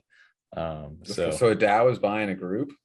So they're working to try to buy a lot of. What if eggs. One DAO buys another DAO? I don't know how that works, dude. Just DAO out. I mean? Just because they still have the NFT itself is more about the access token. But yeah, exactly. Spider-Man memes pointing at each other. But I mean, some of these DAOs raise so much, ADA to invest if they're just like, you know what, we're gonna buy RAS DAO. Now we have one. Now we get to vote in your. I'm gonna buy a bunch of RAS DAO and vote. Now have you buy my DAO? That'd be funny. I don't know, but the rats DAO is the other part of this that we wanted to talk about too. I wanted to shout them out because, dude, these guys have the airdrop finally happening right now too. Oh, all right, that's huge. All right. So the rat token, right? Like everybody, we talked about Rat DAO a bunch on there. Actually, they just did an interview with Jay Crypto, the actual founder, the guy Diego, this past week. But Rat DAO is pretty much like the premier like CNFT blue chip DAO out there. That's all they do is they're purchasing blue chip NFTs. They purchased, Clayburz was one of the first investments that these guys had. They went ahead and bought the cardinal, the berry over here, so you can kind of see the berry in the background of their profile pic, which is like, it was just a big flex. Basically what they were explaining is like, we want to buy the stuff that the individual investor can't do, right? That's the purpose of the DAO. So I forget how many space buds, there's like 30 something space buds. They have like 52 dead pixels right now. And like, I forget how many clays, were like 30 something clays as well. Or no, they're getting close to maybe 100 clays coming up on that right now. The potential of that play to earn those dead pixels would be insane. Oh, it's going to be wild. And then they picked up Yummi recently, and now they've got more proposals coming through, like the Benjamin's group and these other things. But one of the big things that they wanted to, I think I have the actual video here. They released this little teaser. I don't know if you guys have seen the actual rat that's been doing these videos lately. They're funny. Dude, they do a great job on this stuff. But they went ahead and dropped like this little video today, and it's basically just giving you like the snapshot for the distribution of the actual rats token. So I think it's by February 18th. So by the time the podcast is out, the snapshot will already happen. But the airdrop, they're only doing half of the airdrop too. It's dropping on Monday, February 21st. So if you own a Genesis token, which is the first 1,000 of those things, you get 5,000 rats tokens. So you're going to get 2,500 this upcoming airdrop because it's half of it. And if you own any one of the other 9,000 governance tokens, you're going to get 555 of those. So half of whatever that is, 270, whatever it is. It's going to be happening this Monday. So that is going to be the way they're going to give you value. So say they sell those NFTs that are very expensive that they bought. Those are going to be able to, distribute rewards back via the RATS token. So the RATS token's value will go up. So it's, and then on top of that, you're going to be actually able to stake these, depending on certain staking rewards, like annually, you're going to be able to earn another 4,500 ADA for the Genesis and another 4,500 ADA for the governance. So you're actually going to be able to hold on to these actual rats themselves to stake, to actually earn. Is it an incentive to hold on to them outside of just selling them once the rat airdrop happens? That's pretty crazy. I didn't realize they were going to have staking rewards. Can you rewind that a few more times for me, Tommy? What? Just kidding. I was thinking the same thing. Just hit pause, but that's cool. I did not know that they were doing a staking of the rat token. He's like playing a game with He's like fighting, trying to get all the trying to catch it. Out. Yeah, playing a game of cat and mouse. There it is. That is pretty cool, though. I didn't realize they were staking their own token within their own project. That's pretty wild.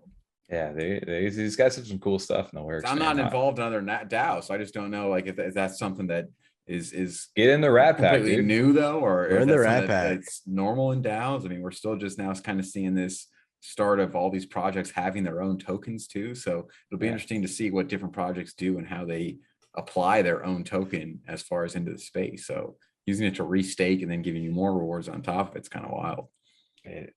They're trying to offer you as much utility as possible to that actual token to be incentivized holding and being part of that DAO, right? Instead of just flipping it around. And they have high percentage of royalties too. They're 10% royalties on that. So that's how they make a lot of the money too, to purchase new stuff. So one of the new things that they're doing right now is like the social media marketing. It's like this rat voice, this like avatar of a rat, like giving these Master Splinter, right? Yeah, something like that, right? It looks really, it's fun. Like they're having a lot of fun with this stuff. And I don't know. I like the DAO. The DAO it's interesting to be a part of it. That's for sure. I don't know, TJ, have you verified yet inside that Discord? I think I did actually. Yes. So you got. I think it did automatically for me though. Oh yeah. Oh yeah. Well, because I've done it in another Discord before, it already did that. That makes sense to me. So I think mine's done that too on some recent Discords too. Yeah. But even the floor of these things, they're jumping up really good. You know, they're staying engaged. They're giving updates. They're keeping people interested. And that's dope. So even they're just referencing the clay paper right here too, as well. Just because they own so many clays. I mean, the wallet for these guys is insane right now. If you look at like the treasury wallet that they have, let's see if I can find it while we're sitting here. But the wallet, you can just see those Good Charlotte ones right there, even on that page, or just on that front page, it showed off their whole little Good Charlotte collection. Well, I think no, they're up to 206 NFTs right now. At the 107,000 still, ADA just hanging out for purchases. Why are you showing my wallet? Dude, yeah, 16 Good Charlotte Clay Nations. So that's newer over there. They have a PAVIA estate that they bought, 10 Yummies, 81 clays. That's insane. Four of the Claybudz, so they'll be able to mint the Claybudz. 52 dead pixels. This is huge too. When it comes to the rewards, they actually AF and them just actually released a version 3 to the website now that actually calculates like how much your pixels are on the website or potential to earn. So that'd be really crazy to see what the actual value of those are. And then of course 33 space buds as well as a buried cardinal. Like it's a lot of ADA worth of NFTs in here. That's for sure. Sleeping on the Yummies a little bit though. Slacking. Oh, they need to get more Yummies, and I think the Yummies are putting they're cheap too. And they should. I definitely think they should sweep that out. I know. That's what I'm saying. Compared to the rest of the projects they got, everything. Oh, I think it was more just to go ahead and get involved into the project. And I think you'll see more Yummy coming up here in the future. The fact that they put it through, it makes sense, right? I mean, 33 space buds and 50 dead pixels is that's out of control. That's awesome. 81 clays, like that's insane. Like I don't know. It's a fun part to be in, and Tom, we do got to get you inside the rat pack, man. That's our wallet, Tommy. That's our rat wallet. Yeah. Could you imagine? Like you just own 1,000th of all those. Each one of those, 5,000. How many tokens are there? Or NFTs? I think there's 10,000 of them. Oh, okay. There you go. That's how much you own. Yeah. There you go. All right. Yeah. Post that at your profile picture, just like the corner of a space button. Jeez. This is mine. Piece it all together. Yeah. Dude, who is who's been awesome, and I've had a love-hate relationship with them over there is our boy, the Bun. I don't know if it's a boy or girl, whoever runs the Bun's account. I just know it's the Bun for Grumpy Bunny. I thought you're blacklisted, right? He missed out. I'm blacklisted. Yeah, he's been blacklisted. They just the Bun just did their season, their next series 3 drop, another 333 of these things with Professor Cardano. So they just dropped these again. So this is part of that series 3 collaboration event where they just did burner. I like that. I didn't even notice that one. Yeah, Bunsen burner. I like that. And then they stay on top of those for sure. I love the Grumpy's artwork. Like it's such a perfect like creature, like a little like cute colored creature. He's just pissed off at everything. It works so well. But they did their drop earlier in the week for 333 of these things again for 33 ADA. They all sold out again, and I know they do the Grumpy achievements where if you collect like all versions of these things, you get like another like Grumpy Bunny, another version of this stuff. They did the Valentine's Day stuff as well, so series 1 and 2 holders earlier. So Grumpy Bunny is always a favorite of ours. Looking at you should have led the segment off with additional shout outs. Additional shout out to Grumpy Bunny for additionally shouting us out. Grumpy Bunny gave us so much shit in the last episode. He's like, additional shout outs, cancel Freedom 35ers.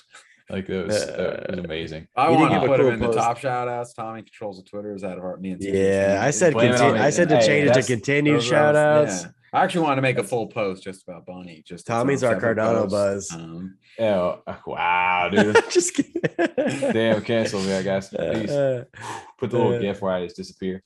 It's gone. Smoke comes up.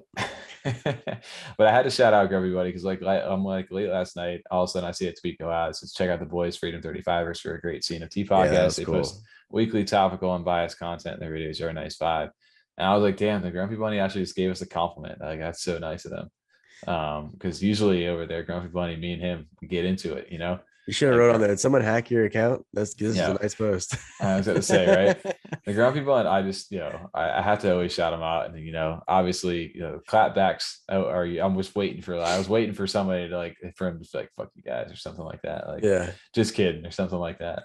But S is up. And if you know, you know. That's just, I swear, that's like the look. I don't even know what the hell that even means anymore. It's just like sup. I remember when we were first listening. Well, you're like, Money. You didn't know what it was. Like S is up. I don't get it. What is that? S up? What? So yeah, it just said sup from the bun. I was like, oh, thanks for the shout out. Sup from the bun. But he was like, S is up, and I'm like, S is up. I'm like, I don't know, dude. I was like, sup. I don't know. S is up, dude. Just if you know, you know. So shout out to the bun. I really appreciate that. That's just an awesome thing. I'm sure Bun's gonna fucking roast one of me. these days I'll snag one too. I won't be as grumpy anymore. We'll finally sneak in on 20-something floor right now. I can go snag one of those things. I guess I could do it that way. You're right, 100%. I should probably just do that. I could have got to get in on the mint. Yeah, the other day the mint wasn't even sold out yet because a lot of transactions failed. But I was driving around. He basically, or I don't know, the Grumpy Bunny said that we could try with CC Volt, but I didn't even want to attempt. I was like, oh, there's no shot I'm getting that now. Yeah, like during the day. Oh, I don't know. I was able to do it with the NFT Maker Pro, for the last one, and it was like the last minute on CC Vault, like the last minute. I was able to get through the blacklist, and Glenn was not happy about that. Got on the VPN, going to the dark web. Yeah, I had to break the VPN, break the server for Grumpy Bun. He's pretty grumpy about it, but I just wanted to shout out Grumpy Bunny because it's always fun to see that. Cute cuddly creature who gets pissed off and just yells at you on Twitter. I love it. Dude, one of the other things too, which was crazy last night, inside of our space, we had CNFT Taco Tuesday. We had like 80 people in there. But Charlie 3, the Oracle, Charlie 3, if this is I don't know. Again, I'm very bad about knowing all the other parts of Cardano, which I really do need to learn more about. And sometimes it's why I come back and listen, but it's Cardano's decentralized Oracle solution. So they always ask kind of maybe a chain link, for Cardano. But Charlie 3 jumps in to the Twitter space last night. And just because the reason they wanted to shout it out is they saw it was a CNFT space, and they're like, hey, we're doing a collection called the Charlie Cuties, and they mint next week on February 22nd at 10 a.m. Eastern. And you're going to be able to stake these things for future utility. And that's kind of all they really said. Outside of that, it's being done by this Canucks Publishing is going to be creating the NFTs themselves. Charlie 3 is kind of just I'm not really doing anything with it. We're creating it to provide utility with Charlie 3. That's all we can really say. These guys are the ones kind of handling the rest of it for us. But I just wanted to kind of shout these guys out. I don't know too much which wallet. They did say the Giro wallet, which is a newer wallet that I've been seeing come around as well. So I may need to grab one of these. I'm not too sure. But it looks like they do have a website and everything too. They had a Medium article on it, the actual Charlie 3 Cuties collection. And these are never meant to be anything super serious, other than the fact that there's going to be utility for them through the Charlie 3 platform in the form of utility staking. Okay. So, but cool thing too is if there was a whitelist too for people who own the C3 tubular collection, which I'm not too familiar, the Canucks NFTs, and then I've heard of Clumsy Ghost. Yeah, I've been seeing them around a little bit. Clumsy Ghost, I see quite a bit. Yeah. Yeah. So the Clumsy Ghost, I guess, you're going to be able to get a whitelist spot if you own one of these things. And I guess prior to February 20th, they're doing the snapshot on this stuff. So you'll have a little whitelist at about an hour beforehand on that public mint. So that's dope. There's how many 2022 of these things, 2,222 of these things. And they're going to be going for, where's the ADA over here? I just saw it here a second ago. It's 22 ADA or something like that. That would make sense for the mint. February 22nd, 2022, 2022 of them. Two. I don't know actually if they announced the actual price for this stuff too. So it will be some certain amount of ADA. It will be, yeah, you're going to be able to buy it. I know that. But I just had to shout it out because they jumped into the space last night. Good call, Guado. Yeah. But so I don't know. The Charlie 3 is obviously a big player inside the Cardano space. NFT thing is, just a thing that they're doing, but there is some sort of utility to it outside of it just being like, a cool looking project. So had to shout that out over there. That's definitely something to keep an eye on. That's February 22nd, 10 a.m. Eastern. It's a cute project. That's cool. He didn't. That's cool. He jumped in the project or the Taco Tuesdays last night. Also, yeah, it was dope, man. Like we had a lot of people out there, and the fact that we got to see them out there. There was like Dan from Crypto Capital Venture was in there at some point. Like there was a lot of like people inside of that space last night.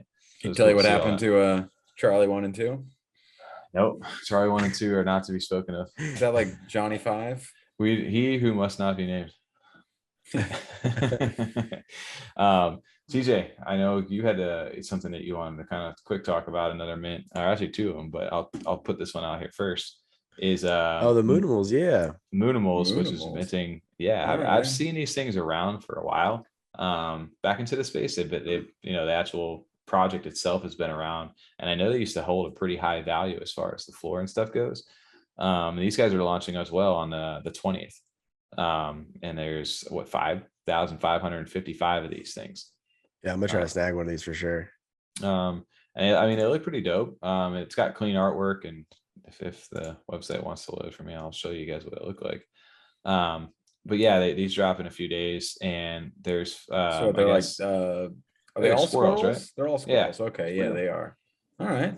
But they got some cool traits to them, and I mean, they're very colorful. It looks very nice. And I don't know. The only thing I don't know too much on this, DJ, I don't know if you know anything about them either, is that they're what the utility is outside of being.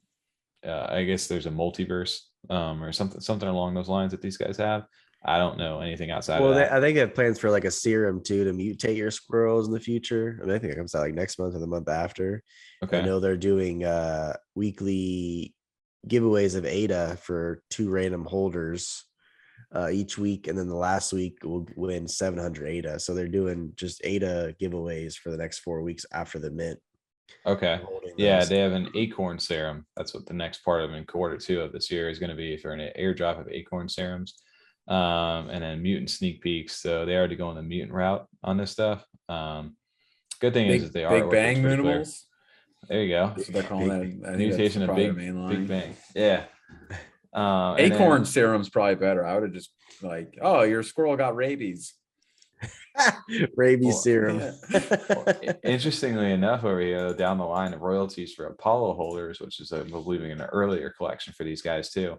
So there's gonna be a royalties portion of that as well. And then I was gonna say, Tommy, if you looked up at that, you were showing the roadmap a second ago. They had steps on the roadmap where they've had portions already sell out. There it is. Yeah. So I didn't realize. I mean, it's just how much there is in this space. I just can't keep up with all of it at once, all the time. Oh my gosh! And I mean, so seeing that, it's like I don't know how. Maybe this is probably one of those ones that you read about and saw the name, and then since you didn't get in, you just kind of moved along and haven't heard about in a bit, kind of thing. So it's possible I have. I just to see how much they've already dropped and sold out. It's just a little more reassuring too, to know that they've been around for a while and have done things in the space already. They're not just kind of popping up out of nowhere and then having a big drop. Yeah, exactly. Well, it's interesting too. So again, they've got looks like they got some mods out there. They got a co-founder. I'm curious what they, it's always interesting to me, when you don't get pictures or you just hear a first name out there, like anybody could do that. But again, I don't know enough about the projects to really say that, yes, these guys are docs or not. If they are though, that's awesome. Like, this project has been around a while. I do know that. I just, they're just coming to light. He's just like, oh, Moonimals is launching. I'm like, all right, dope. And then I kind of looked back at it. I'm like, oh yeah, let me look back at these guys. There's a reason, like I couldn't get these things early on. Well, it caught my attention. Like Tom said, though, they've been around for a while as I was going through the Discord and just reading about it. Cause I never seen it before. So I was like, oh, this is more of a not to say more of a legit project, but it's more of a project that's already well known and established. People already been in here for a while, so it got me more inclined to. I'm gonna try to mint one now. I don't know if I'll get it or not, but I'm definitely gonna go for it. Yeah, it says there too, Tommy. You're looking at the Twitter Moonimals Apollo collection. The floor, at least at the time that tweet 20 hours ago or whatever, was 45. 450. 450, yeah. Oh wow. Okay, I got cameras and stuff. No, wait, don't listen to me. That's wild. Wow, 458. That's not bad. Giddy up. All right, even better. Oh yeah. Right? So maybe you want to jump into their mint coming over here. Now we're talking. Now I get talking. And it's cool. We were just looking through here too. Actually, another one that we've got an eye on, I know TJ for sure, is the Mandrillz, and they've actually partnered up with the Moonimals. So it's funny. The drop for the Mandrillz, just really quick, because we can talk more about next week, is actually the 25th and 26th of February. I just went to their website. I was going to say they announced it. They did. It's on their website. Finally, because we've been having that kind of on a topic for a while now. Like we didn't know when to kind of. We wanted to throw it in one of our episodes. We didn't want to be too early, and then it'd be like 3 weeks, 4 weeks later. So all right, nice. There we go. Yeah, that Mandrillz is definitely the project I'm hyped about. I know TJ's over here. That's that profile pic, but honestly, that artwork looks really good. The color, I like the color. Oh, the colors pop. The artwork's they definitely get your it's attention great. a lot. I don't know enough about them beyond that, but just first glance, that is what I do like about them. It's very colorful. It looks very engaging. I know they've been sitting out there for a while, and we've always kind of had them on the radar. But yeah, we had to go ahead and shut that out. It's awesome that we just pull that up right now. So the 25th and 26th. So I know they have a white list over there as well. So I'm assuming we'll probably get to mint on the 26th, whatever the remaining is after that. 50 ADA for 8,888 of these things.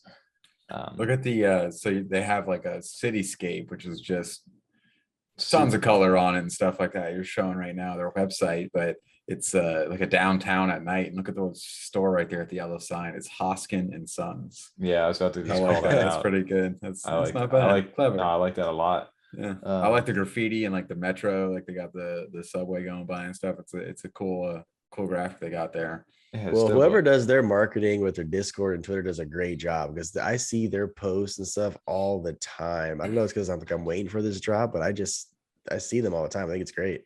Oh yeah. No, I've been watching these guys for a while now, and we haven't really talked too much about it because it was very kind of unknown. So public drop, so whitelist drop is the 25th at 1600 UTC for 24 hours. Public drop starts on 2/26th, which is at 1600 UTC until it's sold out for 58, which I can imagine that's going to sell out instantly, or you would think it would. Damn, it's 11 a.m. for us. 11 a.m. on a Saturday. Sweet. Let's go, boys. Load them wallets. But yeah, I definitely would love to get one of these things right now. Their website's clean. It looks nice. It's very colorful. This is definitely something, I think a lot of people are looking forward to right now.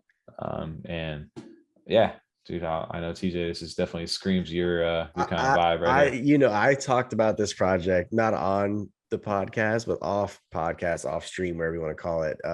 Since the year, literally since I saw it. Like I can't get enough. I think it looks great.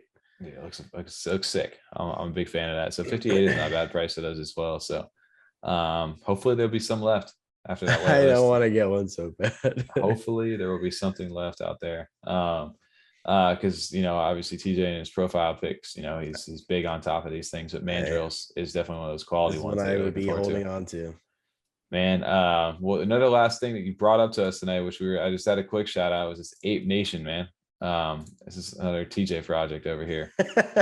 He's like, dude, you see this thing? Yeah, it's more monkeys inside of there. More apes, but same. Yeah, the profile picture, more ape projects that are monkeys have tails.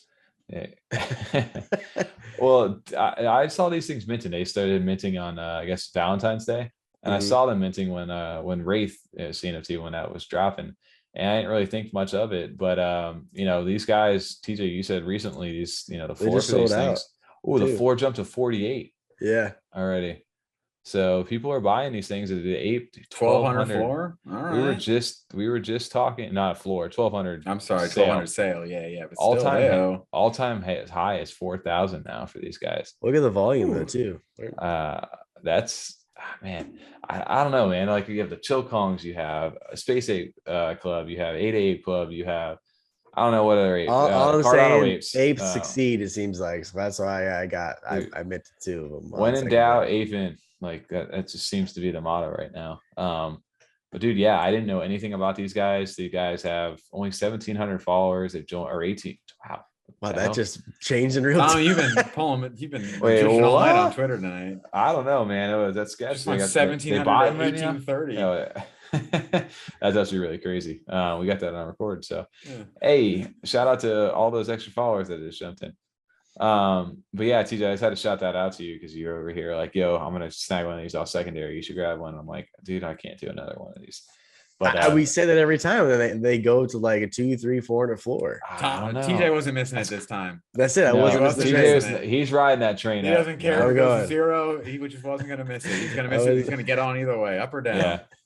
Well, I mean, it's another 8 project. I have know nothing about them. TJ, I don't know if you do, but. No, I don't. I just saw them tonight. It's an ape. It has ape in the name, and they seem to be doing all right. So as far as a flip goes, at least it seems to be not the worst thing you can risk. I mean, you could risk it on worse projects for sure. So, I mean, just seeing how they've done in the space, even with everyone in the space going, can we not get any more apes? And then a new one comes out, and it's like, I guess we can get more because people are still buying them and liking them. Yeah. Well, again, I don't know anything. I guess Zach and Clayson possibly or people in this. I'm just kind of scrolling through their Twitter, listening to them. So well, I feel like we see so much of this, and we're on this so much and looking into NFTs so much. We forget that there's like, still newer people coming in and younger people coming in, and they may come in and go, well, I wasn't here for Space Apes and I wasn't here for any of these other ape projects, but I want an ape because that's what I know. I know it's accessible, right? Yeah, I know the board apes. I know the apes, the big projects. I'm here to make some money. My friends said them. So I'm going to go, why would I buy these other projects that I've never seen anything like them? I'm going to go with the one that I kind of know. And it's my first one kind of getting in. So I forget that kind of stuff happens because even us being tired of seeing apes, I mean, the projects still come out and they do well. I mean, they do real well. Yeah, they sell. So this one's sold out, seeing a project even sell out is just 9,999 too. It's not like it was a small, like sub 3,000 mint or 5,000 mint. It was a full on mint. Yeah, I mean, that's eight projects do well. I know we had talked about was the Ape Society, which I think just came to the Ape Society over here recently. But dude, all those projects do really well, and obviously they're all different from each other. I'm not saying any of these are the same, but it's just a style, right? Like obviously, this reminds me more of like the Chilled Kongs kind of style, like in a different way, more towards that style, I guess. I don't know. We'll see what they do, TJ. Yeah, good luck, TJ. Keep us in the loop here. Keep us in the ride. I mean, we'll definitely know when you sell one for 1,200. Yeah, I meant it too because I picked one that I actually really liked. I wanted to keep, and then potentially flip the other one. I don't know. For sure, for sure. Way to do it. That's when you start, getting a couple flips early in. You have to leave a project, even if you may like a little bit sometimes, to get that extra coin to play with and get 2 next time, and then just kind of keep building. It's exponential. Yep. So that's the way to do it. Oh, absolutely. And I had to make a quick little shout out because while I was watching all this stuff, I had to shout out Wraith, one of our favorites over here. He did drop the mint for the public for the remastered collection of these Wraiths. 25 ADA. These all are being redone right now, and they all this is what the Wraiths used to look like. But when you start looking at some of these newer ones with these Mandrillz, there's so many. It's so cool what he ended up doing over there. These all look great, man. I'm such a big fan of what Wraith's doing, the artwork wise. This is one of the brain variants, which is very rare. I guess this is like the rarest one in the set right here. This Compass Mentis. That's cool over here. But he's got some dope stuff. But I wanted to shout out the Dendro ones are really cool. Like I don't know if you saw those Dendros. Some of these are just amazing looking. It's a little smoke effect too. That's awesome. Crazy. A lot of them have that. There's a lot of extra stuff going on, like little things. What's the tut look like?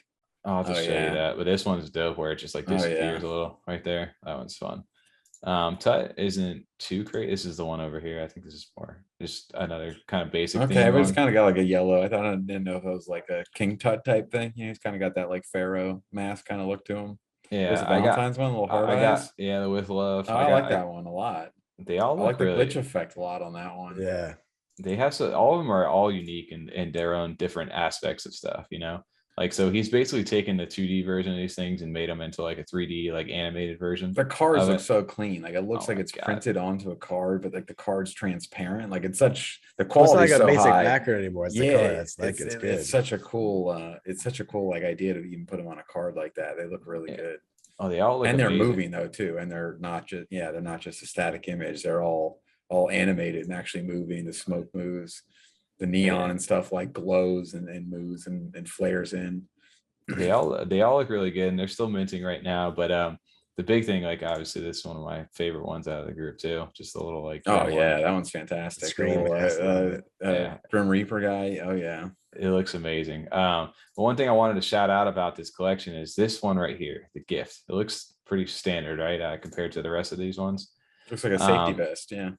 So that's cool. So the cool thing about the gift, which is something super unique inside the space, is there, I think, did he say there's 10 of these things? 10 of these things. So if you are managed to grab one of these, and are lucky enough, you get a one-time payment of 50 ADA and 25,000 of ADA of his void token. Which is you can access different clubs. There's different things you're going to be able to redeem inside the Wraith ecosystem itself. But the craziest part of this is that you get a reservation to design your own Wraith within the official collection. And so you'll be able to design your own Wraith inside of this stuff.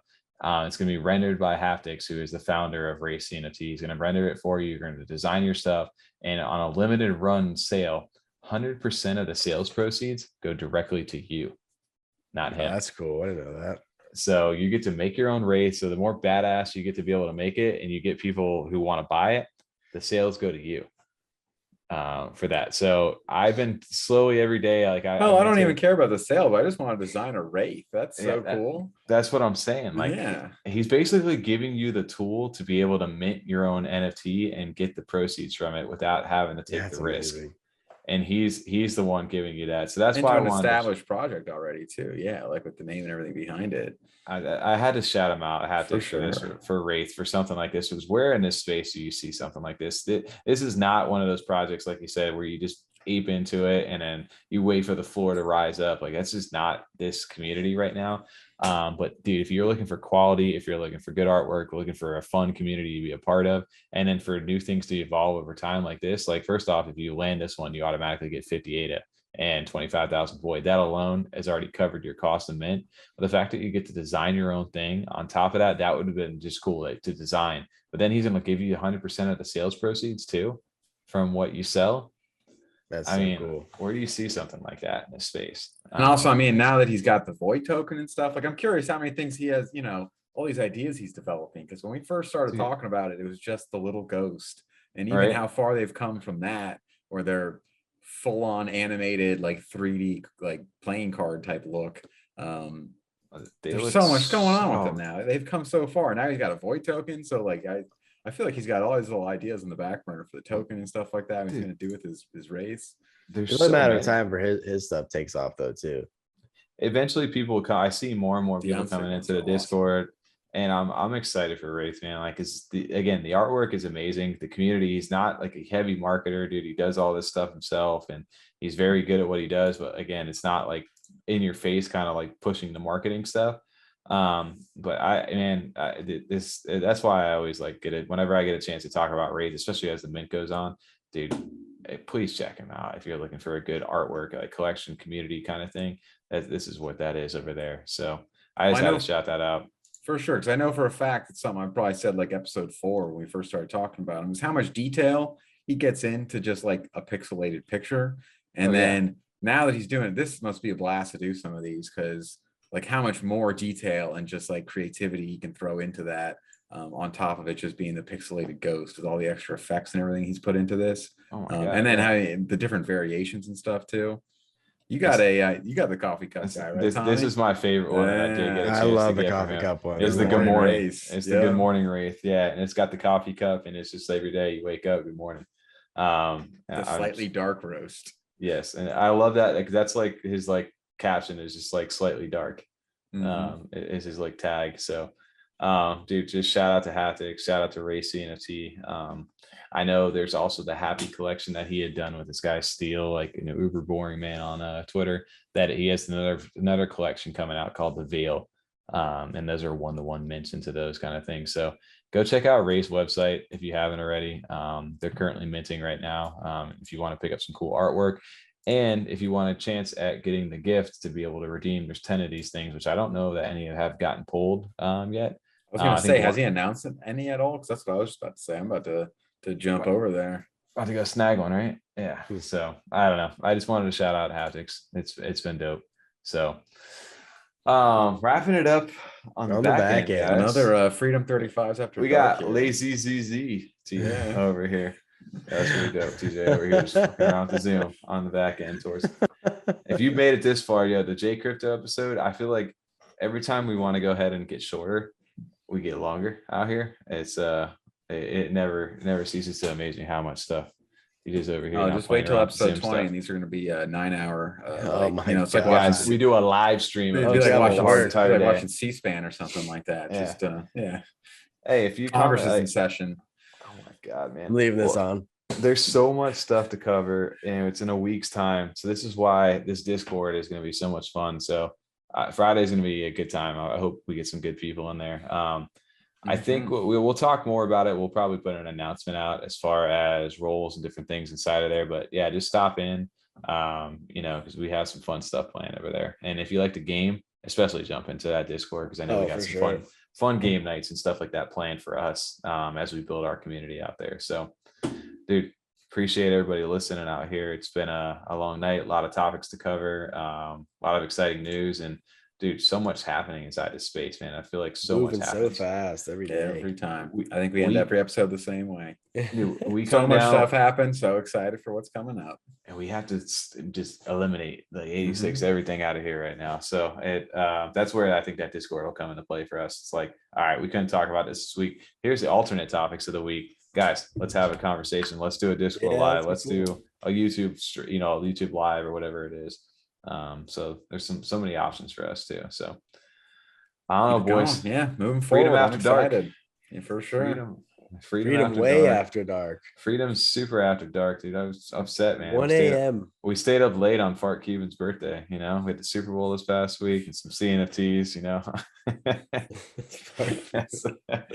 Oh man, nobody knows and sees the Excel sheet over here. So. All right, guys. Well, I know next week should be fun. I think we might have another guest onto the show and possibly another sit down too. So keep an eye out for that. Tommy. Stay tuned. Tommy. Big time Tommy's big time teasing out there. Dropping some Tom bombs for you boys over here. That's right. Yeah.